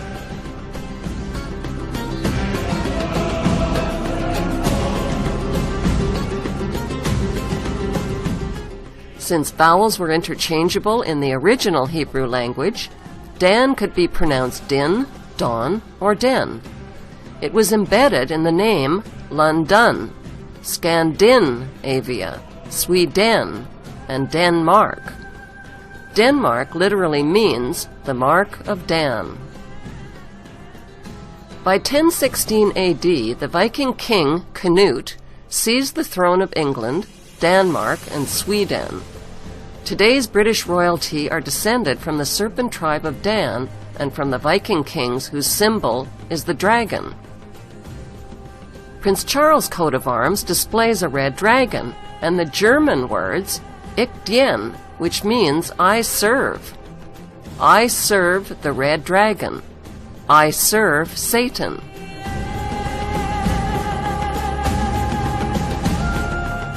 Prince William's coat of arms also features a red dragon, which is partially hidden by a 3-point white label. Notice the checkered floor beneath William's wedding guests, which is a known symbol of Freemasonry. Rowan Williams, the Archbishop who married William and Kate, is a confirmed Druid member. Druid ceremonies include pagan sun worship in stone circles. Notice the sun symbolism on the back of the Archbishop's robe. Prince William and the British royal family claim descent from King David and the Jewish tribe of Judah, but the evidence shows they are descended from the tribe of Dan and the Viking kings, whose symbols are the snake and dragon. It took nearly 1,000 years for the tribes of Israel to reunite after fleeing from Jerusalem in 70 AD. They reunited in the British Isles under the flag of their Jewish patriarch, Jacob, or Jacob. It took another 1,000 years for the Jewish tribes to reclaim the land that the Romans had given back to the Philistines. How did they do it? In 1917, the British Earl of Balfour signed the Balfour Declaration, promising to give the nation of Palestine to Lord Rothschild and the Jewish Zionists. This criminal declaration was made even before the British had conquered the nation of Palestine at the end of World War I. During World War II, American corporations supplied gas, money, vehicles, and weaponry to Hitler and the Nazis. By the end of World War II, the British conquered and turned the Muslim nation of Palestine over to the Rothschild Zionists as promised. The Zionists populated the land with boatloads of Jewish refugees from Nazi concentration camps. By 1948, the name of the Muslim nation of Palestine was officially changed to the Jewish state of Israel. According to Jewish historian and best-selling author Simon Schama, the Rothschild Zionists financed illegal settlements on Palestinian land. They now own 80% of the Palestinian land that they renamed Israel. What is a Zionist? Zionists are a minority of Christian and Jewish extremists who believe that the Jews have a God-given right to the land of Israel. Why? Because according to the Judeo-Christian Bible, God said so. But wouldn't that make God a racist God who favors Jews over all others? How big is the Promised Land? God's promised land to the Jews extends far beyond the borders of present-day Israel. It includes Lebanon, Syria, Jordan, half of Iraq, half of Egypt, parts of Turkey and Saudi Arabia, the modern state of Israel, as well as the West Bank and Gaza.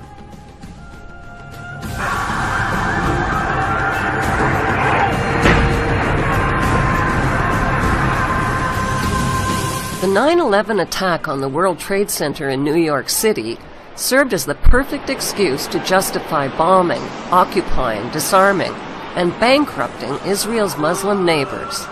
It also scared hundreds of billions of tax dollars out of traumatized American citizens. 9/11 was a Zionist false flag operation.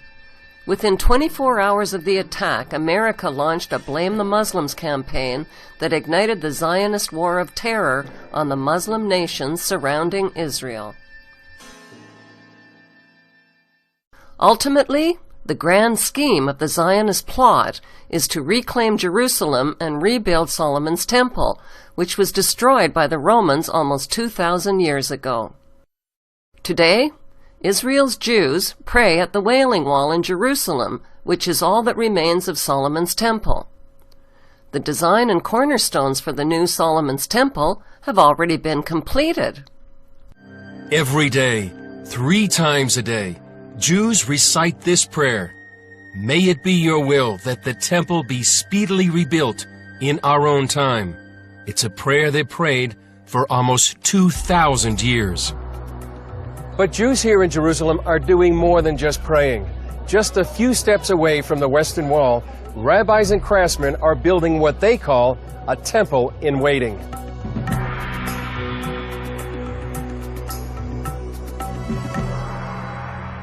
We're supposed to build a temple, and nothing about that changed. Nothing about that commandment changed. Chaim Richman is a director at the Temple Institute in Jerusalem. The Temple Institute is actively engaged in research and preparation for the resumption of the service in the Holy Temple, to the extent of actually preparing operational blueprints for the construction of the temple according to the most modern standards. This menorah is just one of several vessels created for the next temple. It's covered with 95 pounds of pure gold and has a price tag of $2 million. Piece by piece, the third temple is taking shape, with priest garments, vessels of copper, gold, and silver, and a new generation of Levite priests, specially trained for temple service. We have enough in place now to resume the divine service and to build the temple. But obviously, a lot of things have to happen in order for this to happen. Gershon Solomon leads a group called the Temple Mount Faithful. They commissioned these cornerstones for the third temple. The 6-ton stones were consecrated with water from the biblical pool of Siloam and cut with diamonds. The Temple Mount, 35 acres of it, is the most explosive piece of territory on the face of the planet. Jewish leaders have already established a training center in Jerusalem where temple priests are now learning how to offer the required animal blood sacrifices and to conduct the daily temple services. Now, of course, there's limits on exactly what sacrifices we can do because of the state of impurity that we're in. Some sacrifices we can't do without the ashes of the red heifer, but the Passover offering, national sacrifices we can perform in a state of impurity. So what's stopping the Zionist Jews from rebuilding Solomon's Temple? What's stopping them is a Muslim shrine called Dome of the Rock, which was built in 691 AD right over the top of the ruins of Solomon's Temple. It is one of the world's holiest Muslim sites. This sacred real estate is, without a doubt, the most dangerous real estate on planet Earth. The Muslim Dome of the Rock is the elephant in the room. The Zionist plan to rebuild Solomon's temple on sacred ground must, by necessity, be a plan that reduces the Muslim Dome of the Rock to rubble. Building Solomon's temple means the Muslim shrine must fall, either by a natural disaster like an earthquake, or a man-made disaster like an exploding bomb. A man-made disaster would surely be the spark that ignites World War III. When a British monarch is crowned, an elaborate ceremony takes place which resembles the ritual crowning of King Solomon of ancient Israel. King Solomon ruled over ancient Israel and had extensive knowledge of the Kabbalah, which he used to communicate with demons. King Solomon is the single most important figure in the occult teachings of World International Freemasonry. The ancient Goetia is a book of powerful invocations and spells written by King Solomon. These ancient spells and evocations were used to summon spirits who were then psychically tortured and forced to serve King Solomon. The Goetia contains descriptions of 72 demons, some of whom control their own army of lesser demons. King Solomon evoked and imprisoned these spirits in a bronze vessel sealed using magic symbols.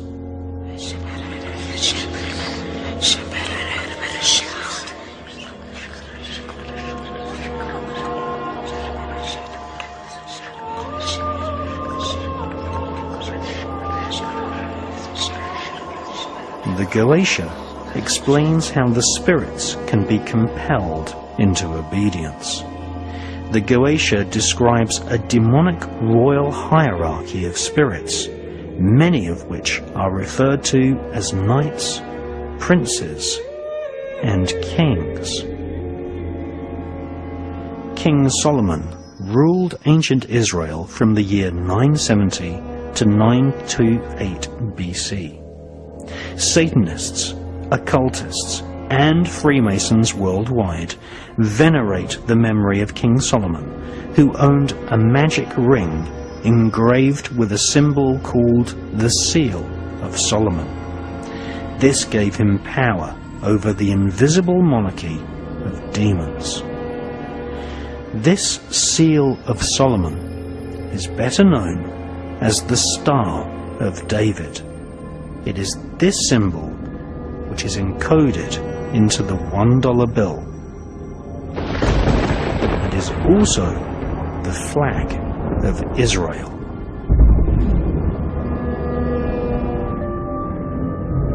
Magicians and mediums who consult with spirits have always been employed by the royal elite. In medieval Britain, Dr. John Dee was consulted regularly by Queen Elizabeth I. At the British Museum in London, we see the dark mirror which John Dee used to see or scry the faces of spirits.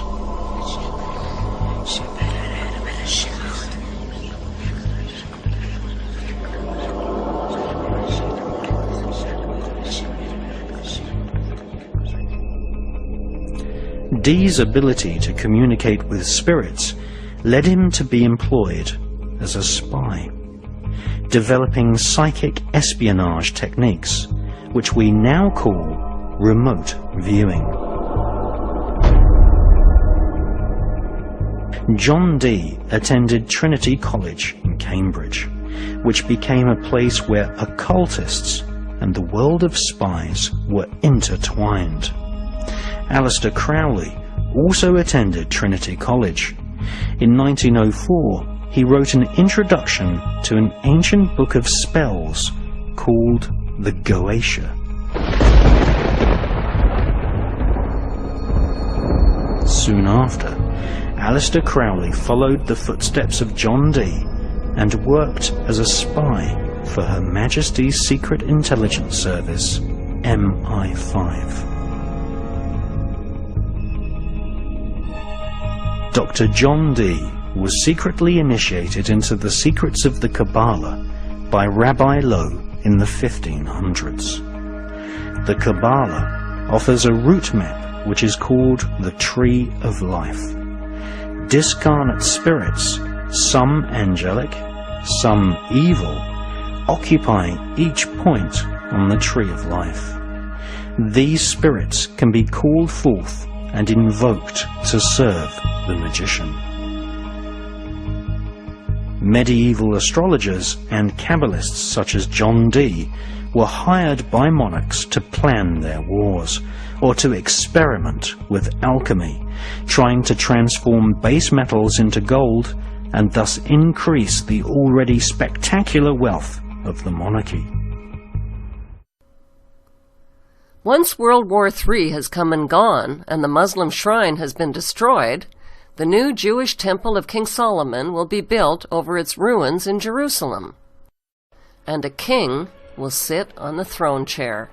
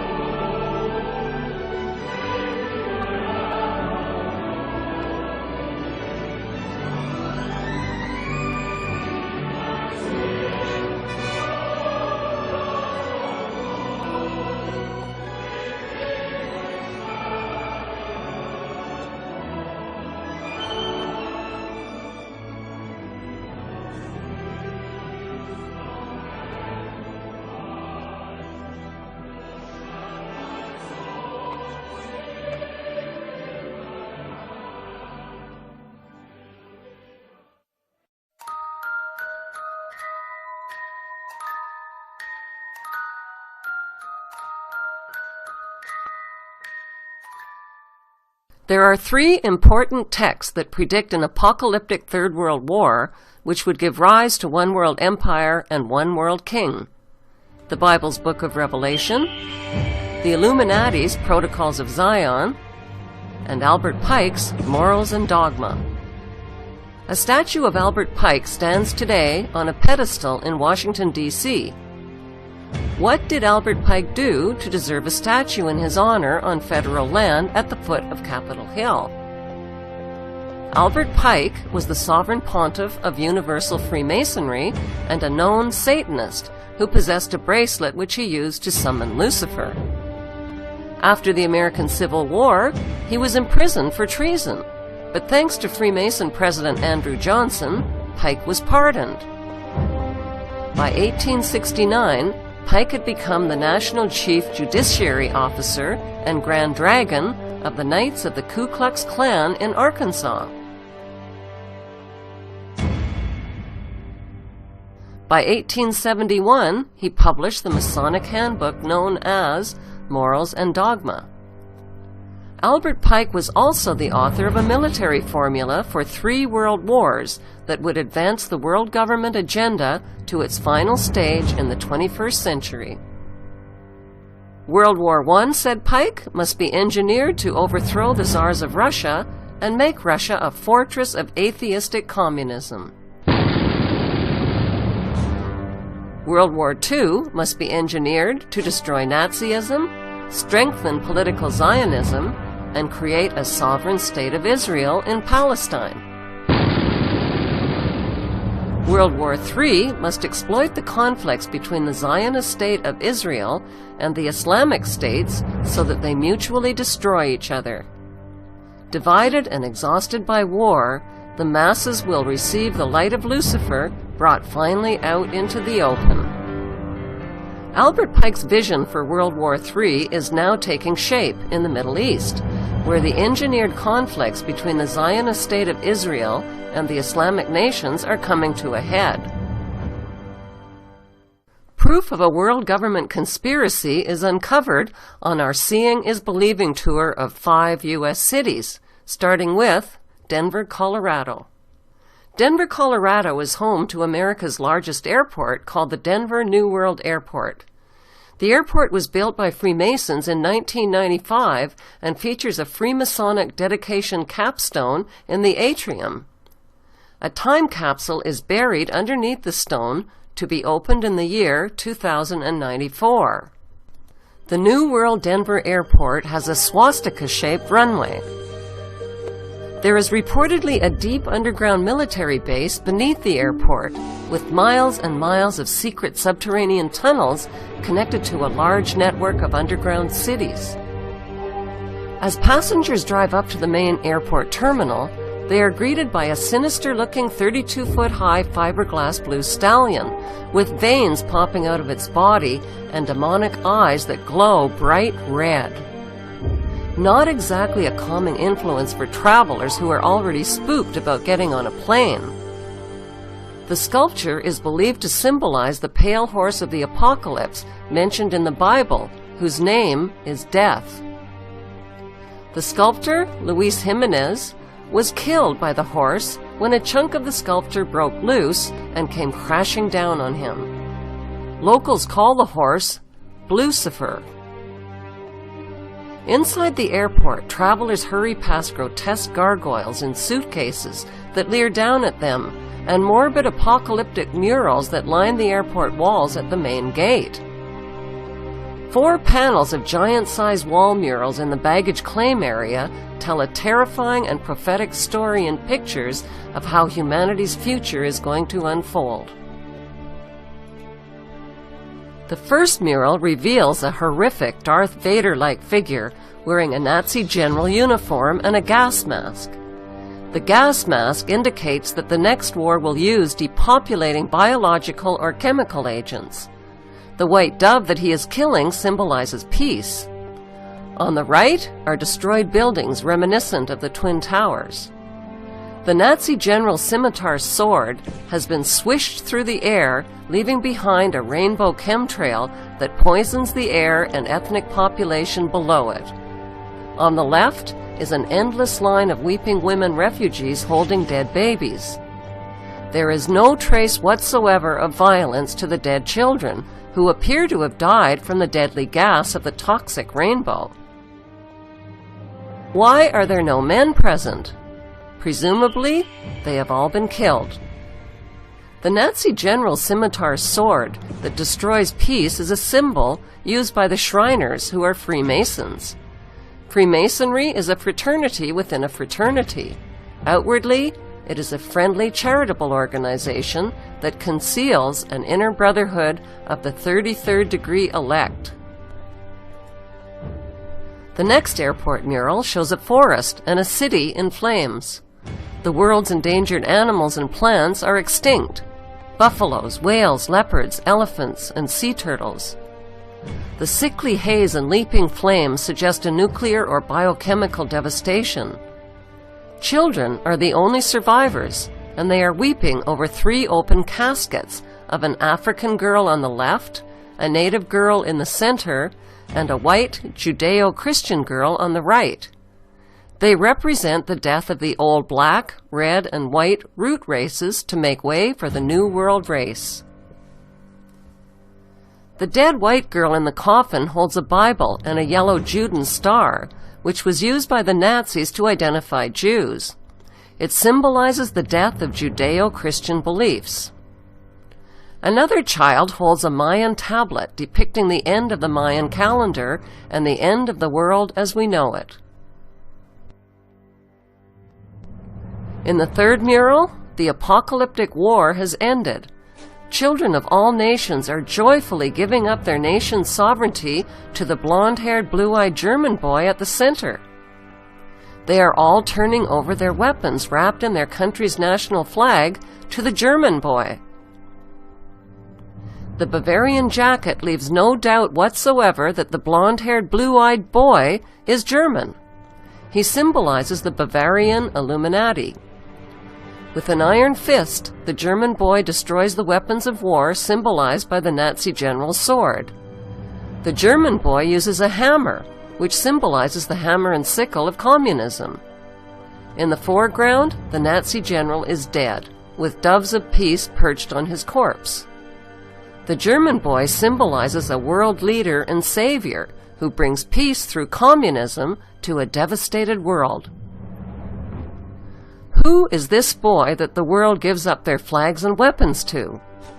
We know he is German, with blonde hair and blue eyes, like Prince William, who posed as a boy for this Papua New Guinea stamp.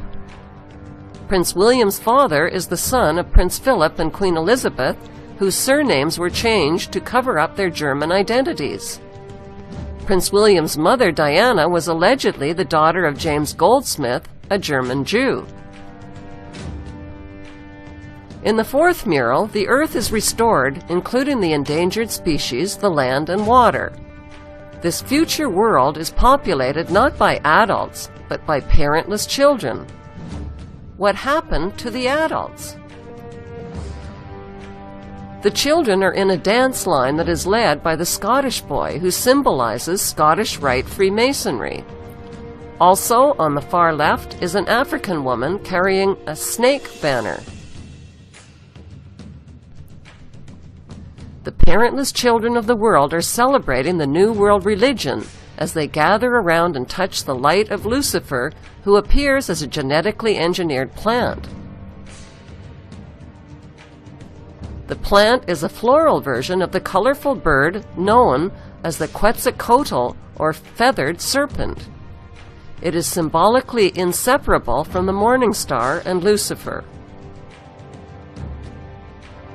The main theme of the Denver New World Airport murals is an apocalypse, with massive depopulation, extinction of species, the death of Judeo-Christian beliefs, and the birth of one world government, one world ruler, and one world religion. The next stop on our Seeing is Believing tour is Charlotte, North Carolina, where the headquarters of America's largest bank is located, the Bank of America. Here we find more eerie, bone-chilling paintings describing the apocalyptic story of humanity's future in pictures. 3 prophetic frescoes are prominently displayed in the Bank of America's main lobby. Like the Denver murals, they tell a symbolic story which is understood by those in the know. In the first mural, the central figure is a blue-eyed, blonde-haired German boy wearing a Nazi overcoat, clicking his heels together and standing at attention on the checkerboard floor that is a classic symbol of Freemasonry. Who is he? He is the same boy found in the Denver Airport mural, but he is older in this continuation mural. Notice the phallic hand gesture in the comparison photo of the young, blonde-haired, blue-eyed Prince William.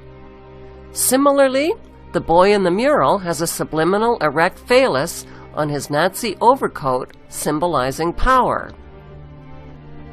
By erasing the boy's right arm, it becomes clear that the flames of the burning bush are shaped like a hand, and the bush itself is shaped like an arm that is positioned at the boy's shoulder. It now becomes obvious that the German boy is making a straight-arm Nazi salute.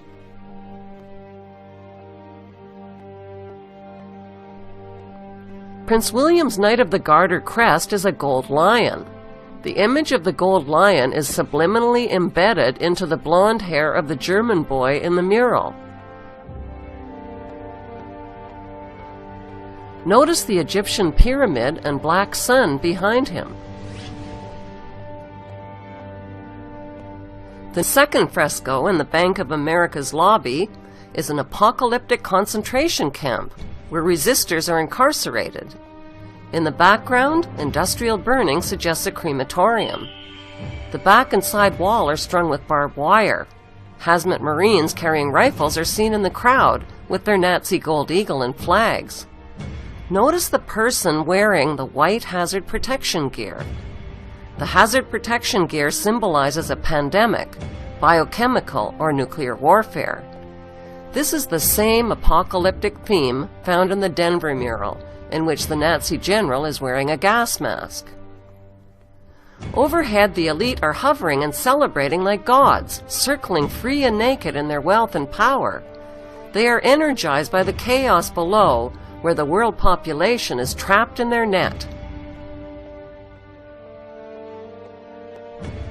All races and creeds are caught in the net of riots and protests, including a Catholic bishop, a nun, and a handcuffed man. The protest signs are blank, implying they have no voice. The street signs are also blank, implying there is nowhere to go. The last fresco has a mission accomplished theme. It illustrates the post-apocalyptic rebuilding era that creates order out of chaos. The red dragon in human form is etched into the hillside at the top of the fresco. He sleeps peacefully while the miners serve him. These miners are a reminder of the internationally televised Chilean mine disaster and rescue in 2010. 33 miners were rescued in a ceremonial raising of the phoenix. The ritual was an announcement to 33rd degree Masons that Lucifer is rising. The date of the rescue ritual was October 13, 2010, which is 13-10-10. 13-10-10 adds up to 33. Where did the Chilean president travel to the day after the rescue ritual? Buckingham Palace. He personally delivered a mine rock to the Queen that had been raised from the mine as a symbol of the risen phoenix. His president has met the Queen at London's Buckingham Palace. I've got a gift for you. This is a piece of rock that was brought by a miner. Sebastian Pinera presented the monarch with a souvenir from the San Jose mine, where 33 of his countrymen were trapped for 69 days. Mr. Pinera, who was given 33 bottles of real ale by David Cameron, said the rock was brought up by the second miner to be rescued.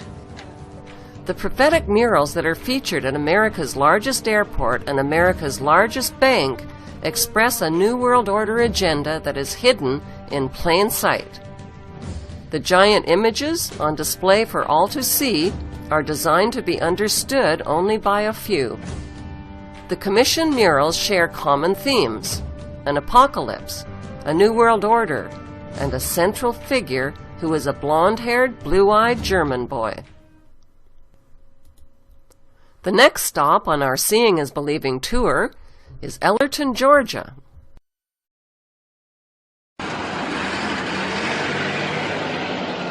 Next, we turn to the town of Elberton, Georgia, the granite capital of the world. Elberton is famous for its production of tombstones, exporting some 250,000 tombstones every year. Oddly enough, the town that makes a living through death is also the home of what some consider the most threatening monument in America. A monument that some believe is a symbol for the coming Holocaust, promoting a depopulation effort at a massive scale. It was back in 1979 when a stranger came to Elberton, Georgia. Now, Elberton, Georgia is on the eastern part of Georgia, very close to the South Carolina border. And this stranger said that he was part of a secret group, and they wanted to build a great granite monument. This was done by a guy who gave a pseudonym, came in, paid cash, had this company set these things up in 1980, called himself R.C. Christian, but that's not his real name. It says right on the stones, a pseudonym. Nobody knows his real name because that isn't his real name. Nobody knows who put the money up other than this fictional individual. Nobody knows what secret group he represents. Of course, Elberton mines granite. They make tombstones there. And they had the facilities to mine the granite. But he gave very, very specific directions as to how this was to be built, so that it would always be aligned in certain ways, so you'd always be able to see the North Star, so it would be aligned with the moon and with the various phases of the sun. and very, very similar to the Stonehenge that they have in England. So the Stonehenge was a Druidic monument. This was to be the American Stonehenge, or it's known as the Georgia Guidestones. And on each one of the Guidestones is this message in a different language, actually 8 different languages, are the 10 commandments that come from the dark side. And the first one is maintain the world population at 500 million in constant balance with nature, which doesn't sound too bad until you realize that we've got over 6 billion people in the world. And if we're going to maintain the world population at 500 million in constant balance with nature, we're going to have to kill off about 90% or more of the world's population. Like the Masonic dedication stone at Denver Airport, which has a time capsule buried beneath it, the Georgia Guidestones also feature a capstone with a time capsule buried beneath it. New York City is the next stop on our Seeing is Believing tour. The world's largest cathedral is a New York City landmark called St. John the Divine. It was built with funding from the Grand Master of the Masons of the state of New York. Using the art style of the grotesque, this sculpture next to the cathedral features sun worship, bizarre mythical creatures, and the upside-down head of Satan. There is a John Lennon quote that says, "One day the world will live as one." On the western facade of the cathedral, stonemasons have sculpted a chilling depiction of the collapse of the Twin Towers and the destruction of New York City and its landmarks. This scene was created in 1997, 4 years before the destruction of the Twin Towers on 9/11. Other recognizable skyscrapers are the Chrysler Building and the Citigroup Center. The cathedral's pillar on the left shows the Brooklyn Bridge crumbling, cars and buses falling into the churning waters, and the Statue of Liberty sinking. Beneath this horrifying prophecy is the New York Stock Exchange, with street people selling all around it.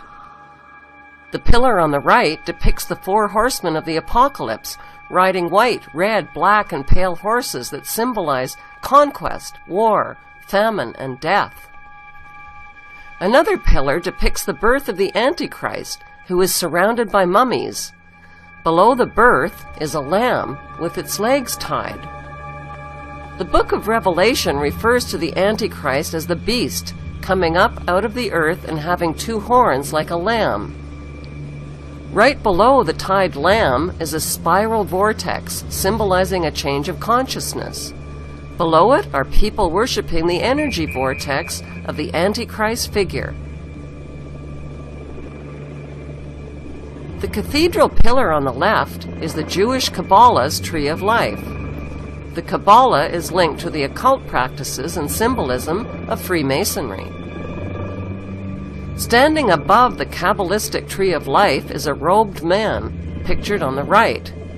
Only one eye is exposed, which symbolizes the satanic all-seeing eye.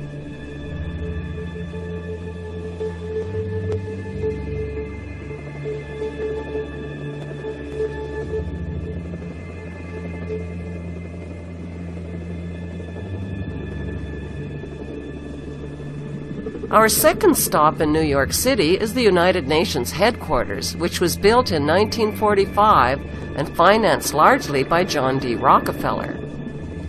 Inside UN headquarters is an ominous meditation room. The custodian of the meditation room is Lucis Trust Company.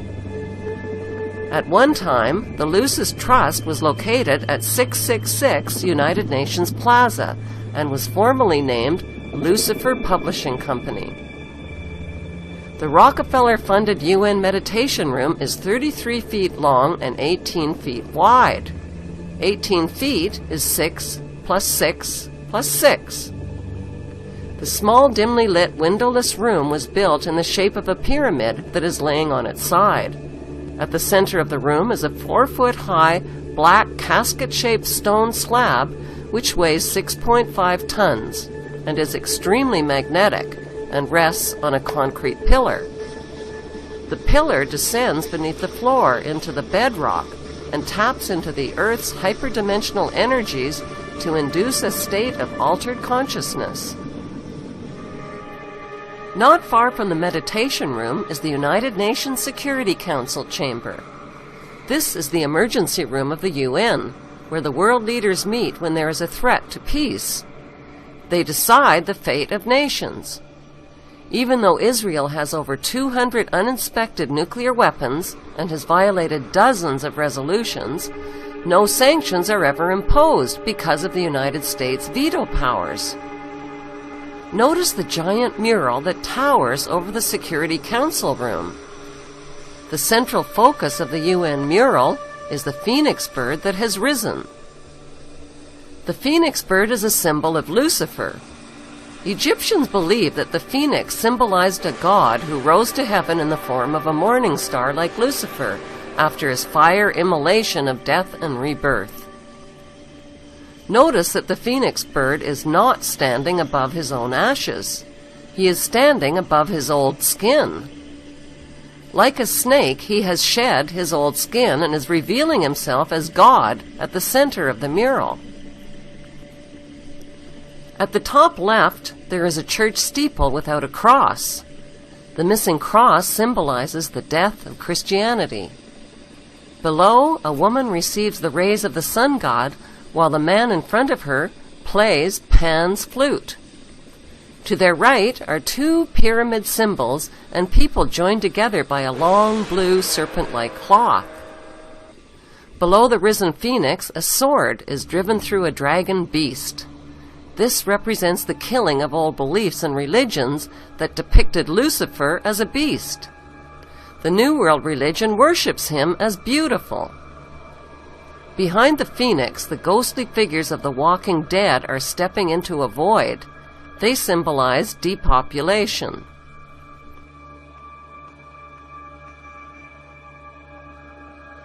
On the right panel, the pale horse from the book of Revelation is the bringer of death to humanity through weapons, hunger, and disease. The man is releasing him. The chained black man represents slavery, while the top panel of the mural shows a technologically advanced white race who control industry, art, and science. In this post-apocalyptic mural, the military man standing on the tail of the beast represents worldwide military power. He tips his helmet to the elite, who are climbing out from underground cities where they safely hid from the apocalypse. In the main oval panel above the phoenix bird, a woman is holding flowers. She is the bride in a wedding ceremony. Who are these newlyweds that are kneeling submissively beneath the serpent in the overhead tree? Could the newlyweds symbolize William and Kate? The serpent in human form is tempting the little girl Eve, who accepts the apple. On the right side of the top panel, a reptilian green creature with scaly skin is dancing with a naked woman while musicians entertain him. The general message of the UN's Phoenix Rising mural is that humanity is stepping into a new Luciferic reality. Beneath this disturbingly prophetic mural, world leaders make global decisions that affect the lives of nearly 7 billion people.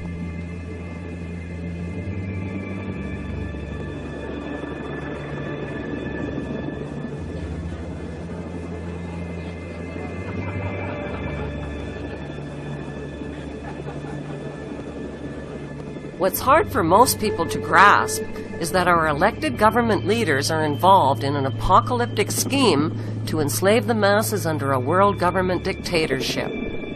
How do these leaders sleep at night? How do they live with themselves? The answer can be found at the last stop on our Seeing is Believing tour, the Bohemian Grove Club in Monte Rio, California. It's an elite retreat for high-ranking politicians, billionaire banksters, businessmen, and Hollywood executives. What's the attraction? 2 weeks of partying, druid worship, and child sacrifice rituals. Members include George Bush Jr. and Sr., Newt Gingrich, Henry Kissinger, Dick Cheney, Alan Greenspan, and the list goes on. One thing is certain, These men don't believe in heaven and an afterlife for good behavior. They dress in long robes and gather before a 40-foot stone owl of the god Molech, where they conduct a mock child sacrifice ritual. It's called the cremation of care ritual to purge members of their guilt. The ritual symbolically burns up their cares and clears their conscience of the diabolical crimes they have committed against humanity.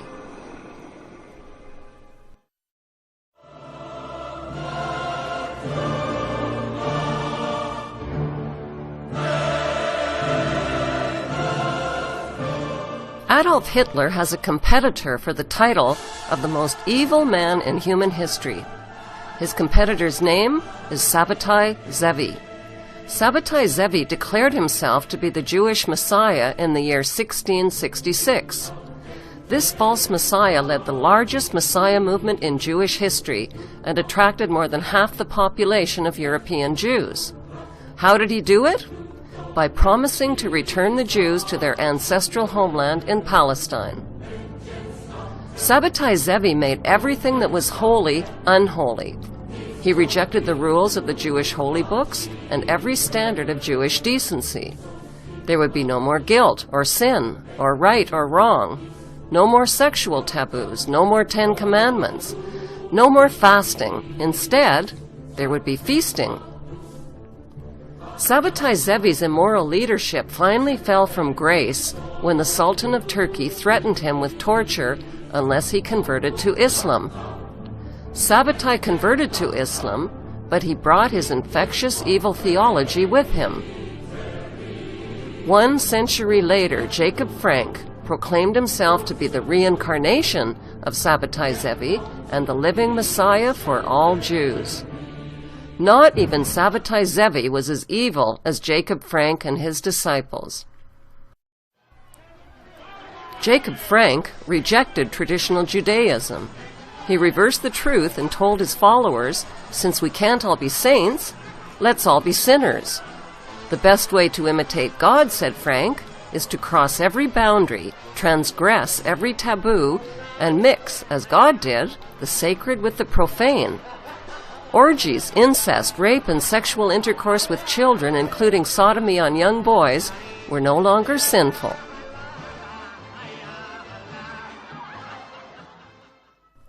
In 1773, Jacob Frank traveled to Frankfurt, Germany, the birthplace of the Illuminati. That's where he formed an unholy alliance with Adam Weishaupt and Mayor Amschel Rothschild's banking dynasty. The ambition of the Rothschild dynasty was to win control of the world's gold, central banks, and wealth. The Rothschilds sent John Jacob Astor, Jacob Schiff, and Paul Warburg to America, where they influenced the privatization of the Federal Reserve banking system and the dismantling of the American Constitution. The goal of Weishaupt and the Jesuits was to take control of the Vatican and its hierarchy of Catholic clergy. Weishaupt formed the Order of the Illuminati and infiltrated the Freemasonic lodges with his doctrine until every Masonic lodge in every nation accepted it. The Frankist goal was the destruction and replacement of Jewish ethics with a satanic religion based on the exact opposite of Jewish teachings. When this unholy alliance of conscienceless men was seeded, a cancerous war against humanity erupted. With Rothschild financing, Jacob Frank became fabulously wealthy and was put in charge of spreading a Luciferian theology that would be the hidden hand behind future wars and revolutions. Jacob Frank's followers were called Sabbatean Frankists. They practiced witchcraft and occult rituals, including animal and human sacrifices. Lucifer, they declared, was the true God. The Sabbatean Frankists expanded their movement by masquerading as converts to other religions. They converted to Catholicism and to Islam, where they embedded themselves and spread their Luciferian infection as closeted crypto-Jews. The Frankists traded their wives and daughters with members and with powerful non-members who they needed to seduce into their cult. Jewish professor Gershon Scholem called Jacob Frank one of the most frightening men in Jewish history.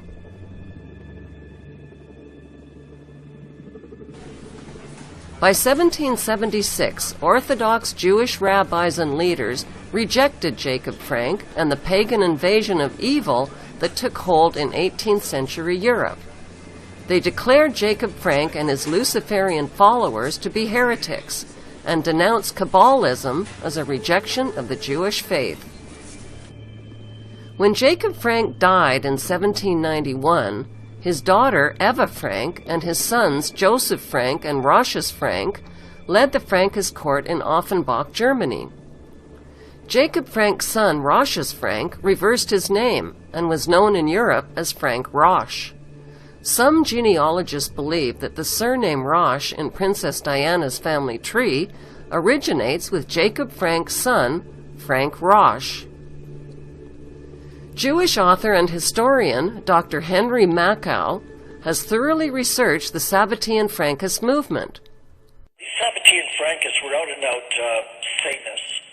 They believe that they have to defy any kind of natural morality, defy any kind of natural law, defy God, and they actually indulge in every kind of depravity as a form of worship, because they worship Satan.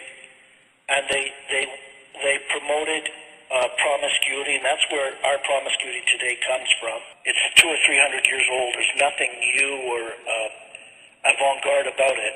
They promoted incest, they promoted pedophilia, and every kind of sexual depravity. Rabbi Wolf Gunther Plott is the former president of the Canadian Jewish Congress. He claims that Sabbatean Frankists are false Zionist Jews who reject traditional Judaism. The Sabbatean Frankists were behind Nazi Germany's Holocaust and World War II, which was engineered to create the State of Israel.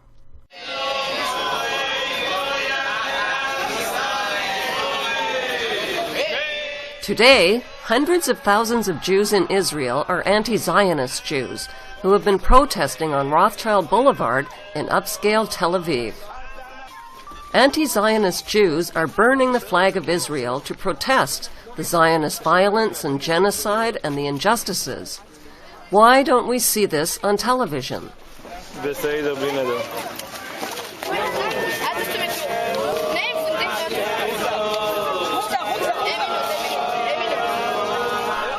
The authentic Jews condemn the illegal Jewish settlements and the forced creation of the State of Israel.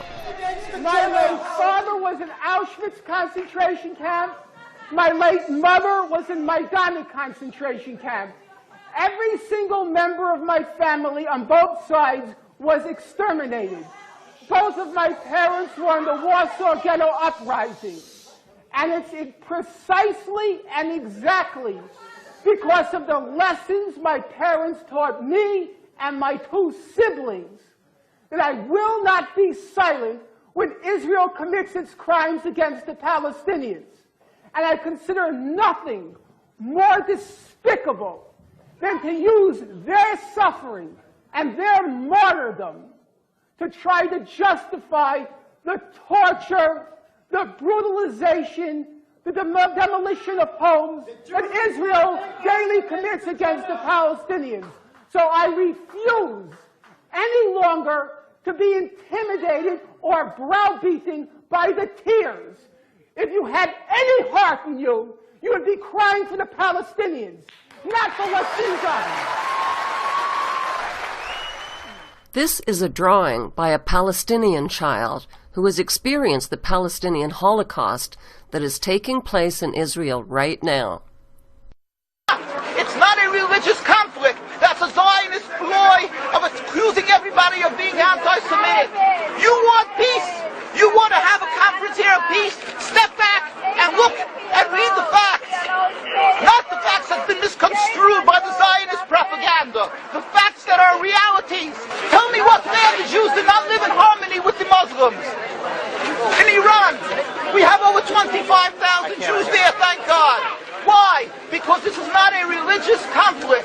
It's purely because of a political movement, a relatively new movement, which is antithetical, contradictory to the Jewish religion of thousands of years.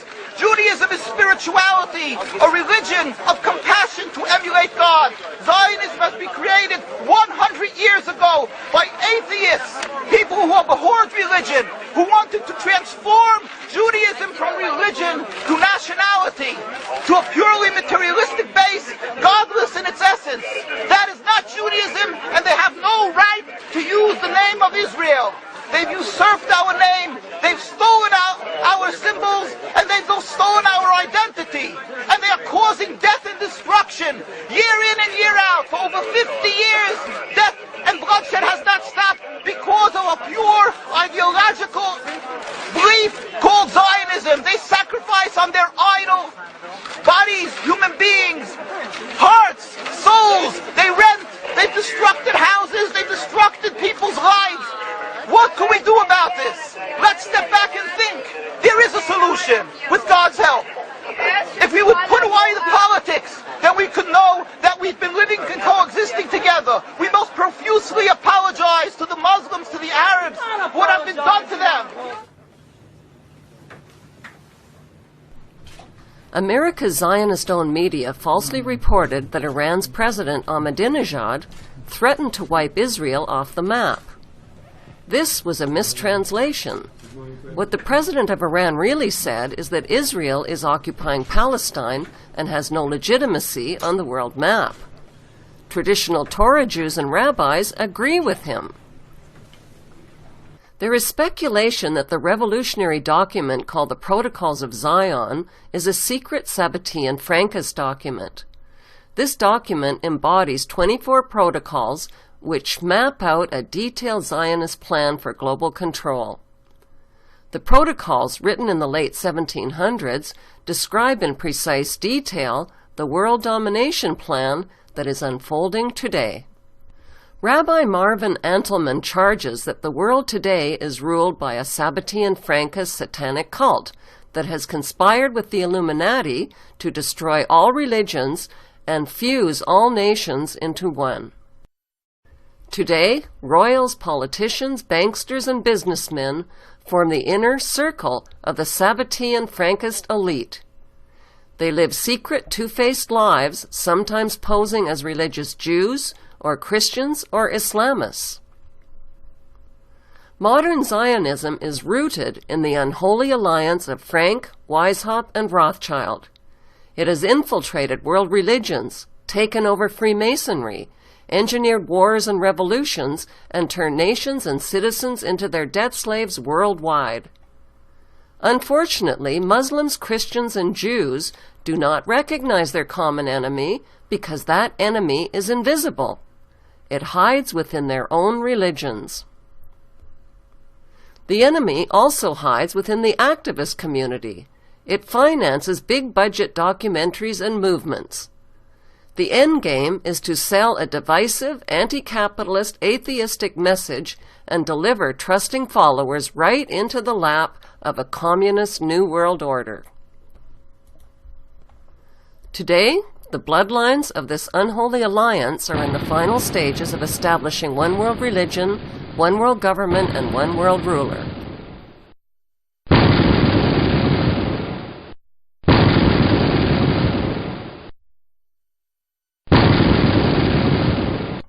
The Windsor royals are at the controls of this web of deceit.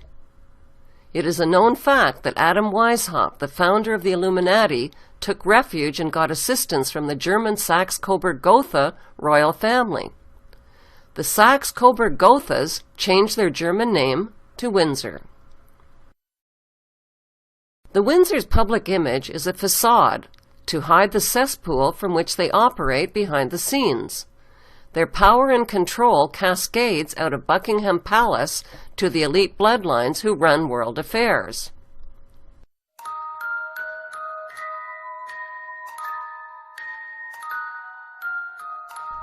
The official address for the Queen and Buckingham Palace is London. Not London, England, just London. Why? Because London is a corporation. Like Vatican City, which is not part of Rome or Italy, the inner city of London is not part of London, or of England, or of the United Kingdom, or of any nation. Beneath Buckingham Palace is a private underground subway system. The royal tube tunnels provide the monarch with a speedy getaway during a crisis or insurrection. These secret tube tunnels connect the Queen to Heathrow Airport, her castles, the Kew Whitehall Citadel, the Pindar nuclear bunker, and her Prime Minister at 10 Downing Street.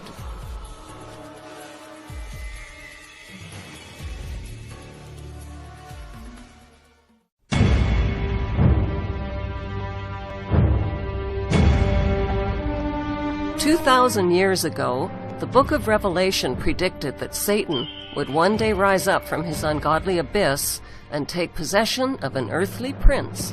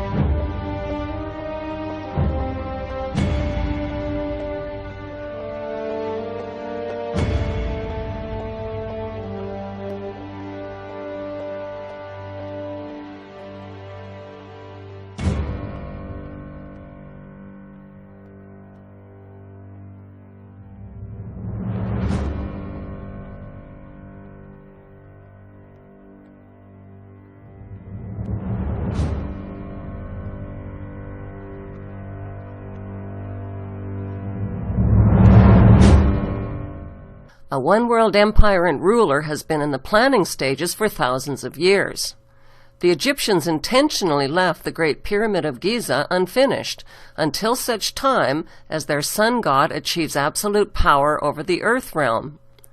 The Great Pyramid is waiting to be crowned with a capstone. Every U.S. dollar bill displays the unfinished Egyptian pyramid. The capstone is unattached and floating above it, and symbolizes the all-seeing eye of Lucifer. Once the capstone is finally attached to the Great Pyramid, it will symbolize the crowning of the New World Order and the completion of Luciferic ascension. The crowning of the Great Pyramid, together with the crowning of Prince William, is fast approaching. 2012 is the year of the dragon and the year of the Summer Olympic Games in London. In Roman numerals, it is the XXX Olympiad, or 30th Olympiad. 2012 marks Prince William's 30th birthday, which is also XXX in Roman numerals. X is the 24th letter of the English alphabet. In numerology, 24 is 2 plus 4 equals 6. XXX is 2 plus 4, and 2 plus 4, and 2 plus 4, equals 666. The Olympic Stadium floodlights were designed as pyramids. This is the ultimate form of Illuminati symbolism, since the all-seeing eye capstones illuminate the entire stadium.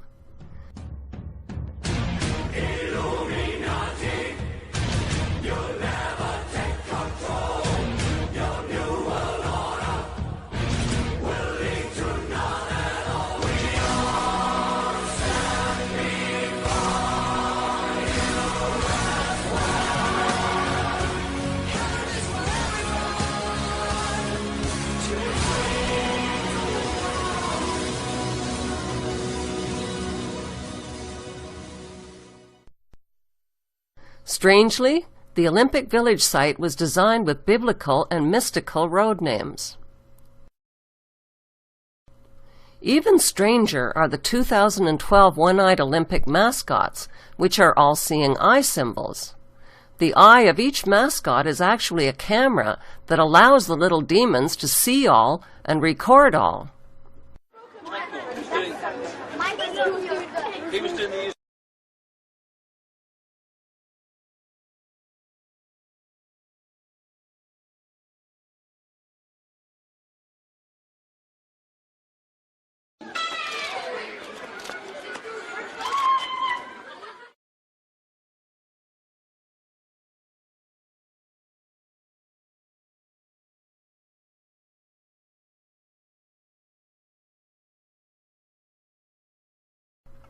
Look closely at the logos of the Olympic corporate sponsors. Sun pyramids, pentagrams, all-seeing eyes. These corporate luciferic logos are everywhere, and they are not harmless. Symbols vibrate and project the energy of what they symbolize. Open your mind. Open your mind. Open your mind. Open your mind. Open your mind.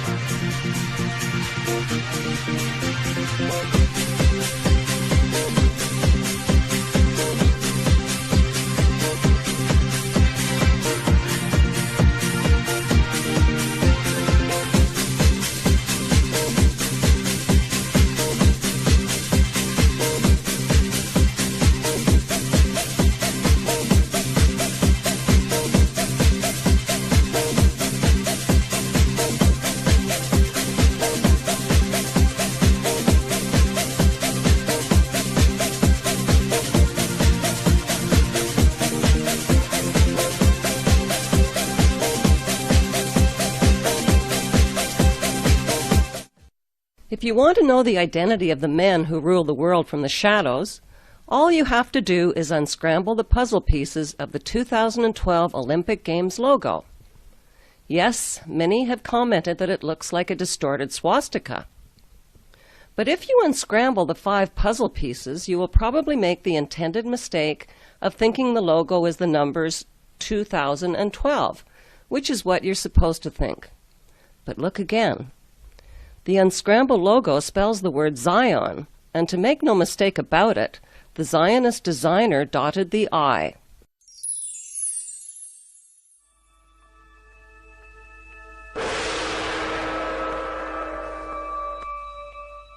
The kleptocracy of royals, banksters, and corporate criminals have painted a bleak future for humanity with their apocalyptic movies, murals, and monuments. In his book, Antichrist and a Cup of Tea, Tim Cohen states that the key leadership of the New World Order agenda is the House of Windsor in London. The Windsors are the real axis of evil that is driving world events, says Cohen. Some believe the Vatican is in charge, but look at the design of the Vatican from overhead. It is shaped like a keyhole, and inside that keyhole is the British flag and its symbolic double-cross design. The game plan formula for the New World Order is a simple one. Order out of chaos. Create global chaos by engineering and financing both sides of wars, revolutions, and movements, then create order by offering the desperate, war-weary world a peaceful solution. Enter the handsome, charming peacemaker Prince William, who turns 33 in 2015. 33 is the most revered and sacred number in Freemasonry. 33 is also the age of Jesus when he was allegedly resurrected. By 2015, the desperate, war-torn world will be ready to embrace a leader with a global peace plan and a message of hope. William will be a counterfeit Messiah. His message of hope will deliver a forced peace by disarming the world of its most devastating weapons of war. He will rule the world with his one world army from an eternal throne in Jerusalem. The throne and temple have already been designed.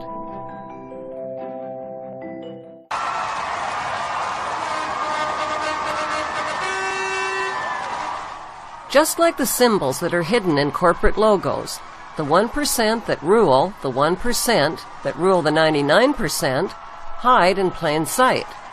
They hide by reigning instead of ruling, and they hide behind the walls of one of the world's biggest tourist attractions.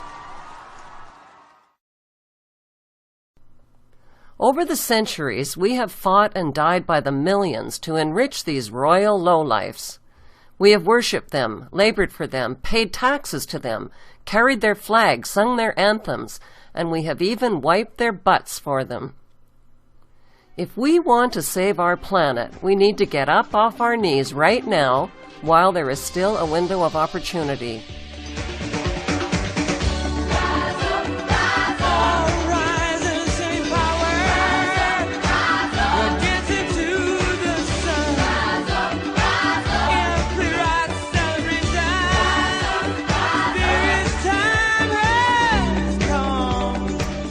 What does it mean to get up off our knees?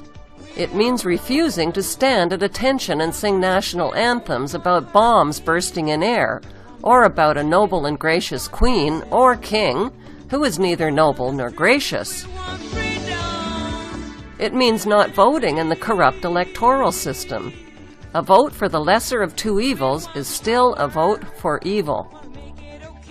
It means not wearing corporate logos and imitating idiot gestures that vibrate Luciferic energy.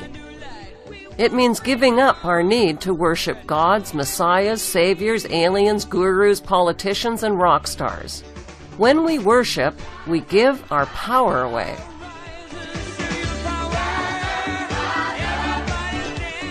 It means not supporting troops that fight and kill and die in unjust wars to enrich the filthy rich. It means withholding our tax dollars that sponsor the bankster mafia, their puppet politicians, and their genocidal wars. It means taking our money out of the bankster-owned banks and their rigged stock market casinos, then finding an alternative. It means freeing ourselves from heart-numbing addictions to drugs, sexploitation, money, and violence, and rediscovering our natural innocence. It means canceling our cable TV and the toxic propaganda that is infecting our souls. And most important of all, it means fearlessly rising up and deposing humanity's common enemy that hides in plain sight.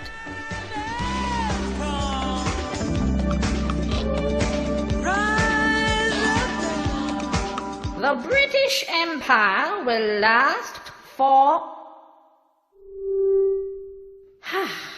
The British Empire will last for 1,000 years.